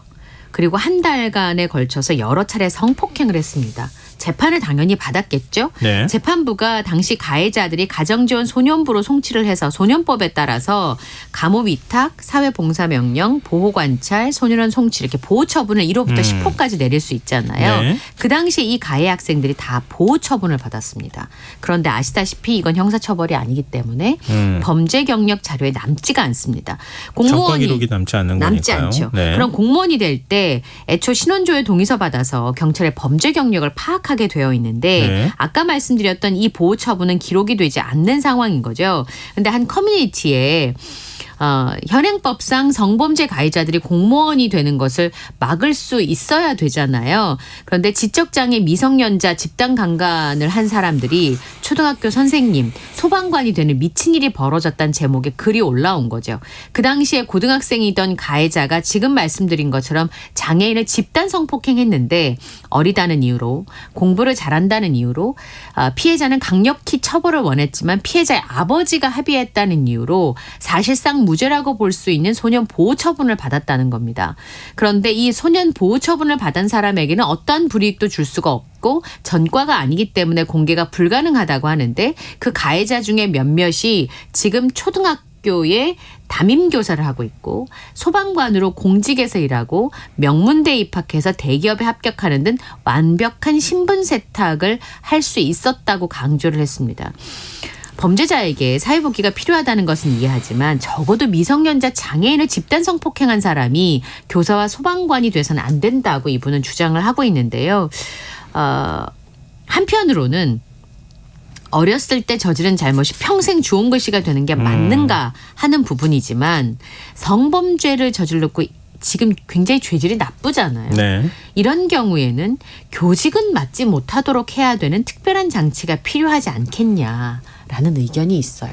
근데 이거 법을 바꿔야 될 것 같은데 네. 공무원 임용에 관한 뭐 법률도 마찬가지일 네. 것 같고요. 예. 뭐 지금 이제 미성년자의 경우에 이제 보호 처분을 받았을 때 이걸 어떻게 전과를 기록하느냐의 문제도 있을 것 같고. 그렇죠. 결국 간단하지는 않은 문제일 것 같지만 우리 사회에서 윤리적 기준이 계속 높아지고 있는 상황이기 때문에 네. 이런 문제를 어떻게 그러면은 공론화가 됐을 때 어떻게 할 거냐 이런 문제들도 한번 고민해 볼 필요는 있을 것 같아요. 그렇습니다. 예, 다음 수로 넘어가 보겠습니다. 아무것도 하지 않고 멍 때리기 하는 거 뭐 대회 열잖아요. 보통. 어렵습니다. 네, 한강 멍 때리기 대회 어제 열렸다고요? 네, 어제 서초구 반포 한강공원 잠수교회에서 2023 한강 멍때리기 대회가 열렸습니다. 올해 6번째인데요.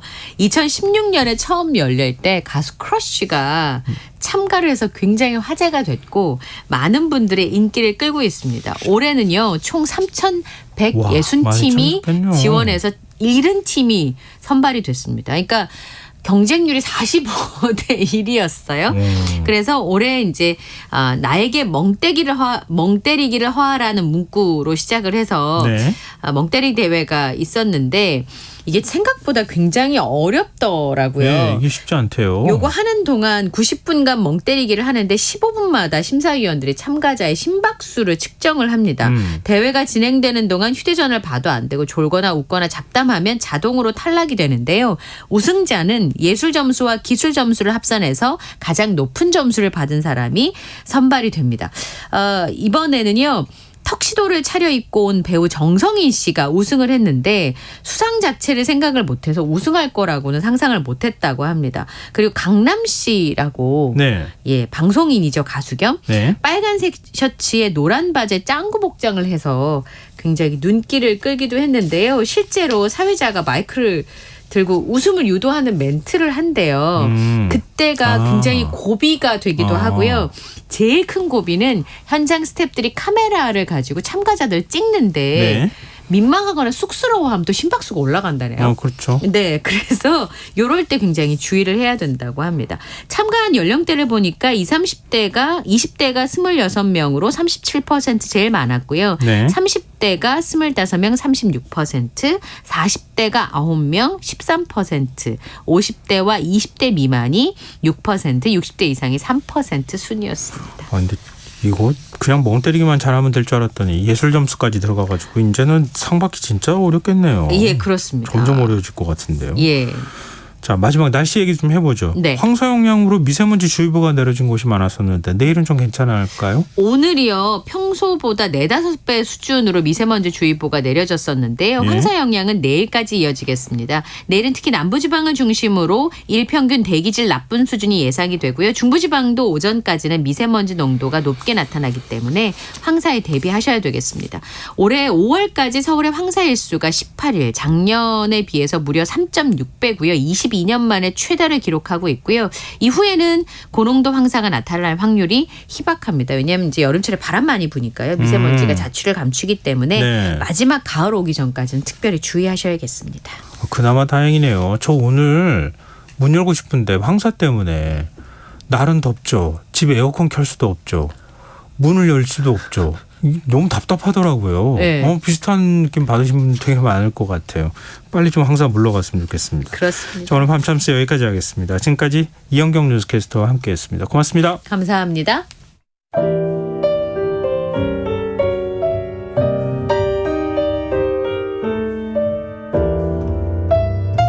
내일의 품격 김성환의 시사야에서 챙겨가세요. 하루를 마무리하는 시간 꺼내보는 당신의 지식 창고 KBS 1라디오 김성환의 시사야.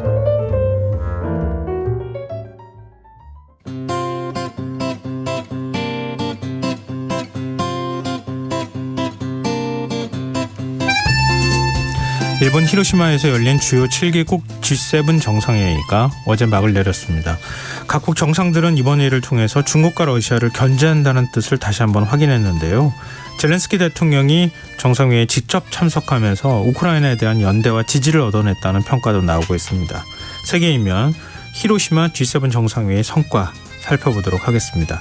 외신캐스터 전주현 씨 나와 계십니다. 안녕하세요. 네, 안녕하세요. 이번에는 정상들이 더 많은 숫자가 참석했어요. 그러니까요. 이번에? G7이니까 주요 7개국 정상회의인데 그러니까 7명이 아니네. 네, 그러게요. 그러니까요. 많아요.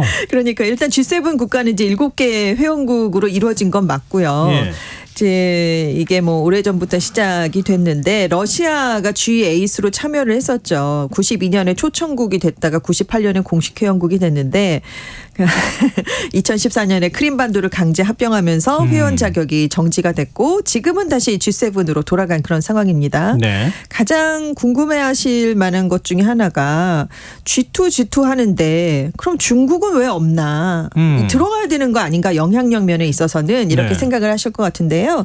G7이 자격 요건이 있기 때문입니다. 자유민주주의 국가, 1인당 GDP 11,000달러 이상 이런 요건이 있기 때문에 네. 지금 중국은 1인당 소득 수준이 좀 상대적으로 낮거든요. 그래서 여기에 들어갈 수가 없는 상황이고요.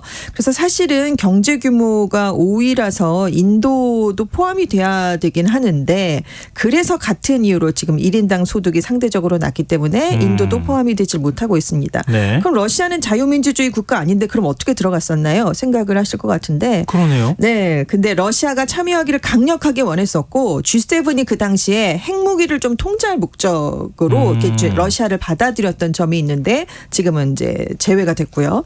근데 이제 올해 회의에는 15개 국가의 정상이 왔습니다.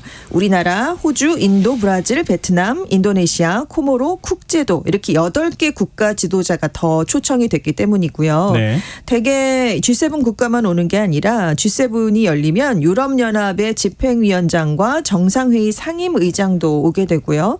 올해는 구테르스 유엔 사무총장도 갔습니다. 그리고 젤렌스키 우크라이나 대통령이 특별히 참석을 했죠. 그래서 전체 참석 인원이 올해는 19명으로 좀 이례적으로 더 많아졌습니다.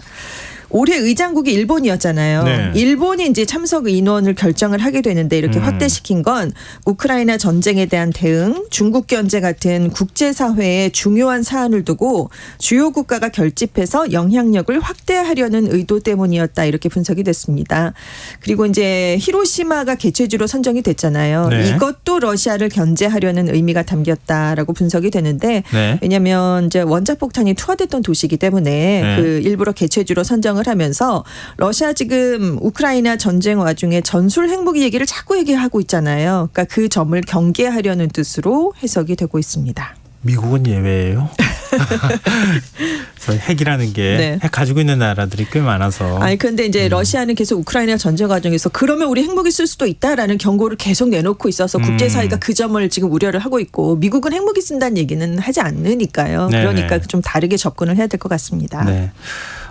지난 20일 공동성명이 발표가 됐어요. 네. 근데 거기에 중국과 러시아를 견제하는 얘기들이 잔뜩 들어가 있더라고요. 그렇습니다. 네. 왜냐하면 회의의 핵심이요. 이번에 열리기 전부터 우크라이나를 침공한 러시아 그리고 패권주의를 강화하고 있는 중국에 맞서서 G7 국가들이 단결해서 강력한 견제 방안을 내놓을 수 있을까 여기에 지금 주목이 다 됐었거든요. 네. 일단 공동성명이 발표가 됐는데요. 정상들이 러시아에 대해서는 러시아의 침략이 계속되는 한 우크라이나를 지원하겠다라는 내용을 담았습니다. 그리고 기시다 총리도 폐막연설에서 젤렌스키 대통령의 대면 참여를 통해서 G7 국가들이 연대를 보여준 건 의미 있는 성과였다라는 점을 강조를 했고요. 네. 앞으로도 법치주의에 기반한 자유롭고 개방적인 국제 질서 유지 또 강화를 위한 노력을 주도하겠다라는 내용을 담았습니다. 근데 중국과 관련해서는 좀 더 강경한 대중국 메시지가 나올 줄 알았는데 네. 좀 톤다운이 됐다고 하는 평가가 있어요. 그러니까 나오긴 나왔어요, 물론. 네. 네, 그 공동성명에서 지금 뭐 핵심 외교 정책, 안보 도전에 있어서 우리는 함께 서 있다.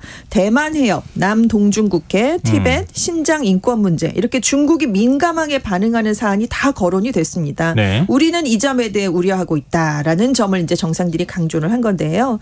특히 지금 동남중국해 상황에 대해서 심각한 우려를 하고 있다라는 표현이 들어갔습니다. 그리고 무력이나 강요로 현상을 바꾸려는 어떠한 일방적인 시도도 강력하게 반대한다라는 문구가 들어갔고요. 네. 대만 해협의 평화와 안정의 중요성이 국제사회의 안보와 번영을 위해 필요한다는 점을 재확인한다. 양안 문제를 평화적으로 해결하라라는 점을 촉구하는 그런 내용이 담겼습니다. 그리고 이제 중국의 경제적 강압에 대항해서 새로운 플랫폼을 만들기로 했어요. 동맹하고 파트너 국가들을 모아서 공동으로 행동에 나서겠다라는 점을 천명을 했고요. 대중국 의존도를 낮추기 위해서 중요 광물 또 물자 공급망 협력도 강화하기로 했습니다. 그러니까 일단 전방위적으로 다 중국 견제하는 내용이 들어갔기 때문에 네. 미국을 비롯한 서방 진영과 중국 간의 대결 구도는 더 뚜렷해지게 됐어요. 하지만 그 일방적으로 이렇게 견제하는 내용만 다 담은 건 아니고요. 중국에 대해서는 협력도 필요하다. 이 점도 강조가 됐습니다. 이게 러시아에 대한 대응과는 좀 다른 점인데요. 네. 그러니까 중국과 대화를 통해서 건설적이고 안정적인 관계를 구축하고 국제사회의 과제 해결을 위해서 협력할 필요성을 G7이 공유했다라는 얘기를 기시다 일본 총리가 했습니다. 그리고 대중국 의존도를 낮추겠다라는 점에 합의를 했는데 이것은 디커플링 즉 탈동조화가 아니라 디리스킹 위험 제거를 위한 것이고 중국에 해를 끼치기 위해 만든 것은 아니다라는 설명이 들어갔습니다. 왜냐하면 중국에 완전하게 등을 돌리기는 어렵다라는 그런 일부 회원국들의 의견이 반영되지 않았느냐 이런 얘기가 있는데 네. 최근에 마크롱 프랑스 대통령이 중국을 방문하기도 했었잖아요. 네. 그리고 이제 미국과는 좀 다른 그런 행보를 보이면서 이런 입장이 좀 담긴 것 같습니다.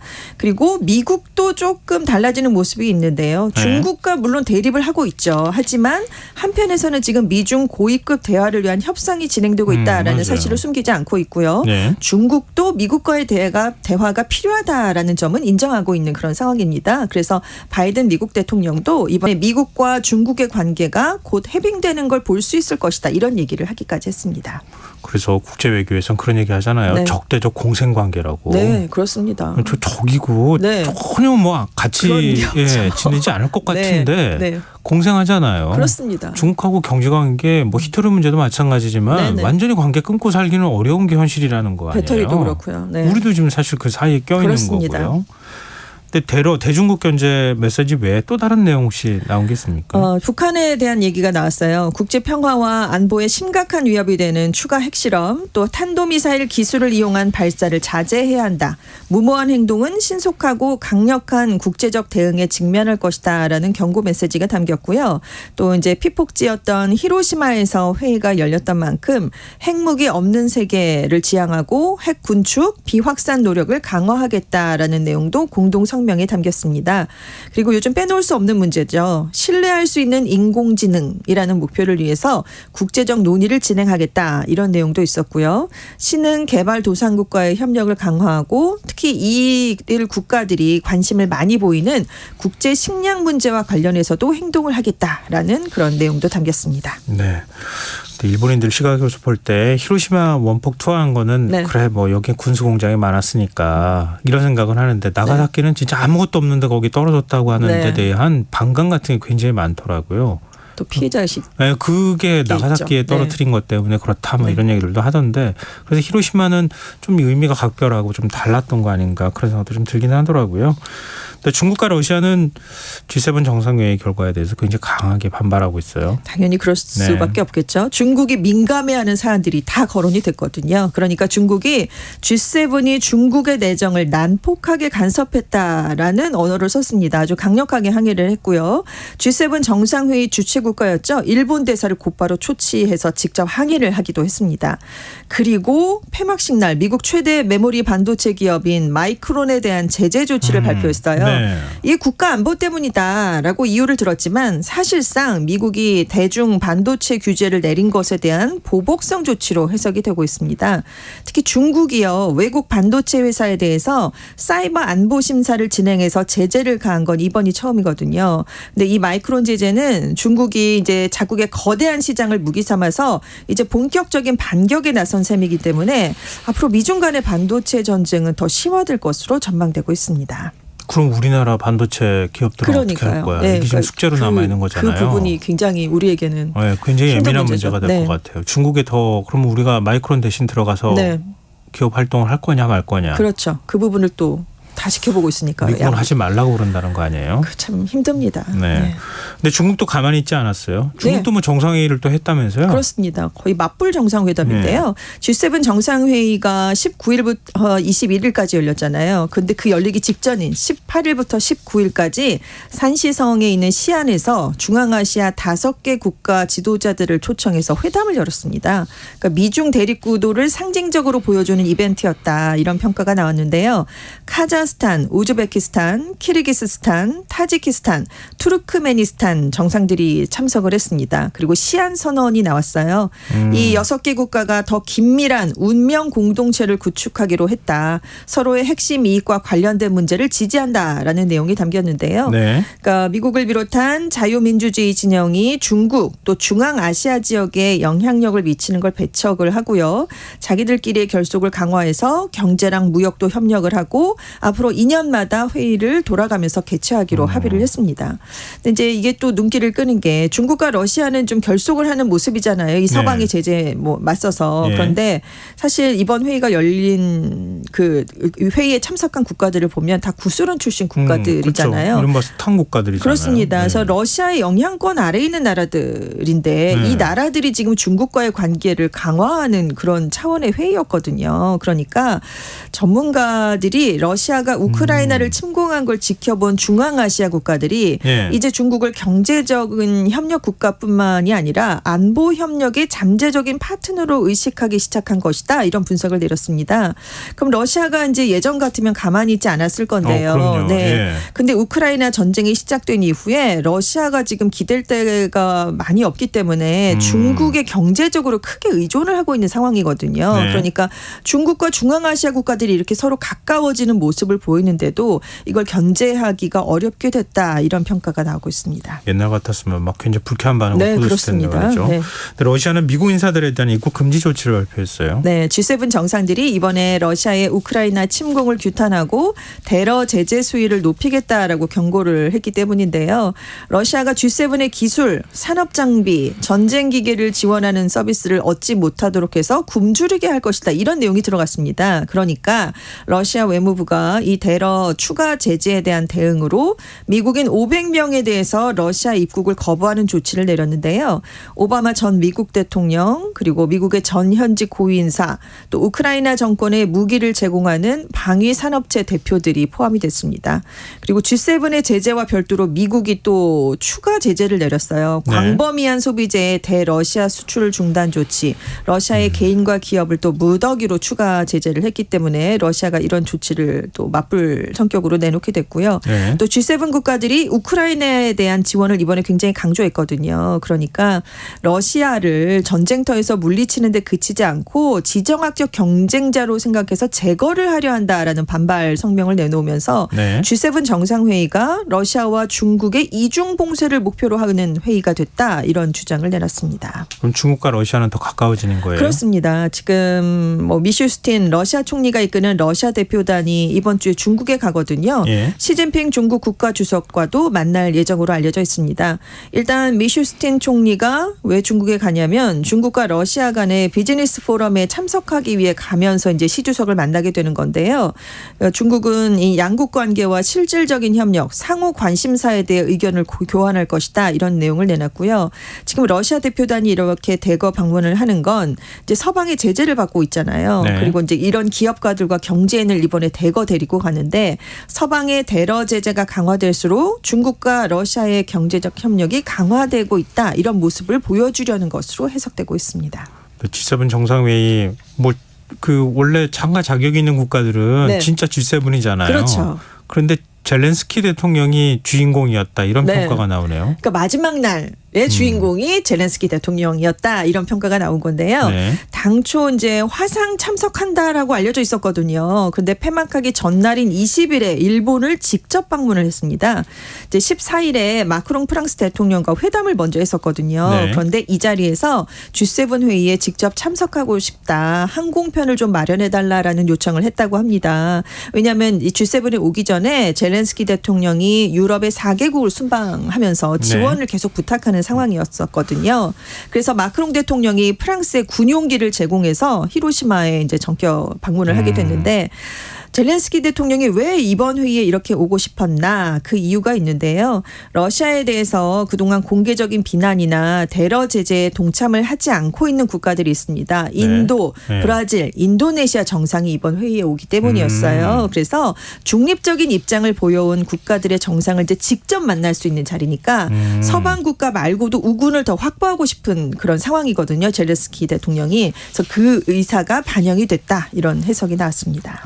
근데 우크라이나가 탄약이 떨어져 가고 있다 이런 네. 우려의 목소리가 있었잖아요. 그렇습니다. 예, 지금 굉장히 급한 상황이라고 하는 얘기도 네. 있었는데 그만큼 급하니까 이렇게 갔다 이런 얘기도 지금 나오고 있죠. 근데 젤렌스키 대통령이 그동안에 F-16 전투기 지원해달라고 네. 계속 요구를 했었잖아요. 그렇습니다. 일정 부분 성과를 거뒀어요. 네, 그래서 바이든 대통령이 우크라이나에 대한 다음 단계의 군사 지원 패키지를 곧 발표하겠다 이런 약속을 해줬거든요. 네. 그리고 우크라이나 조종사들이 미군의 F-16 전투기 조종 훈련을 받을 수 있는 승인을 이제 해줬습니다. 그래서 사실 말씀하신 것처럼 미국이 F-16 전투기를 지원하는 문제는 그동안 굉장히 꺼려왔었는데 네. 이제 지원에 좀 긍정적인 분위기가 형성된 게 아니냐 이런 얘기가 지금 나오고 있습니다.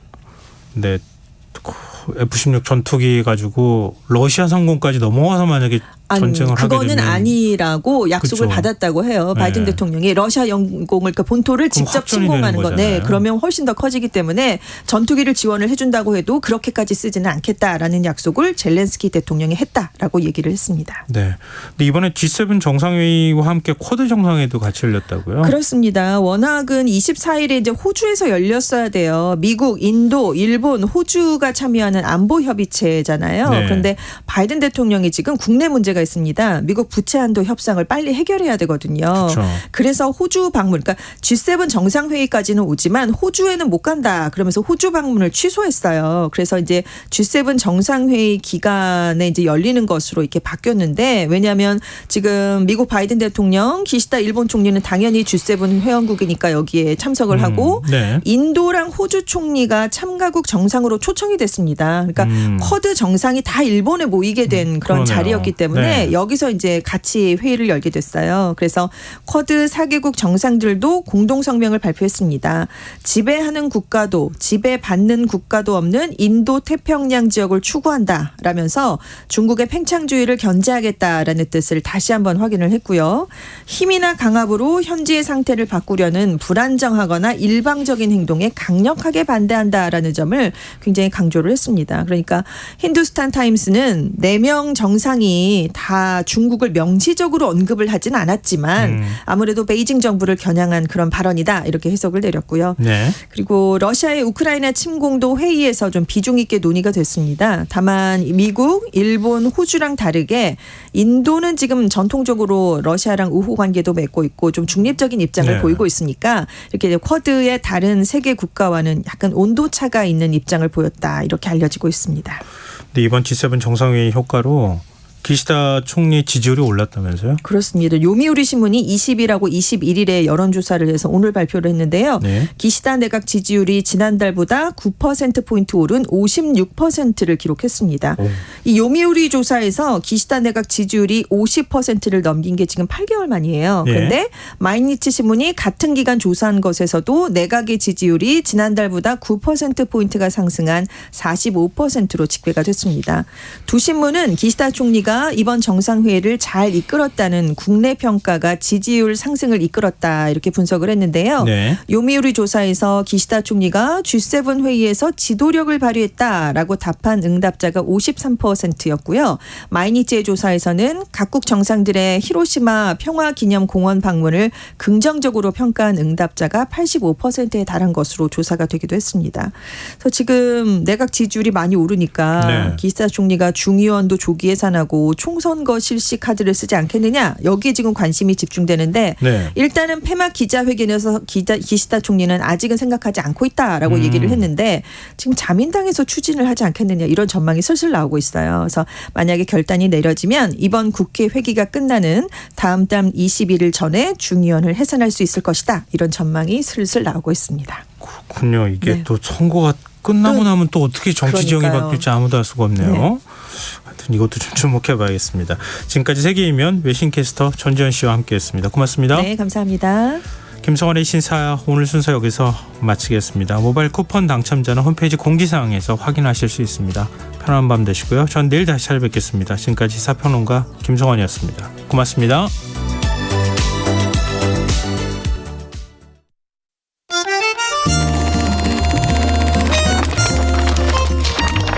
강유정의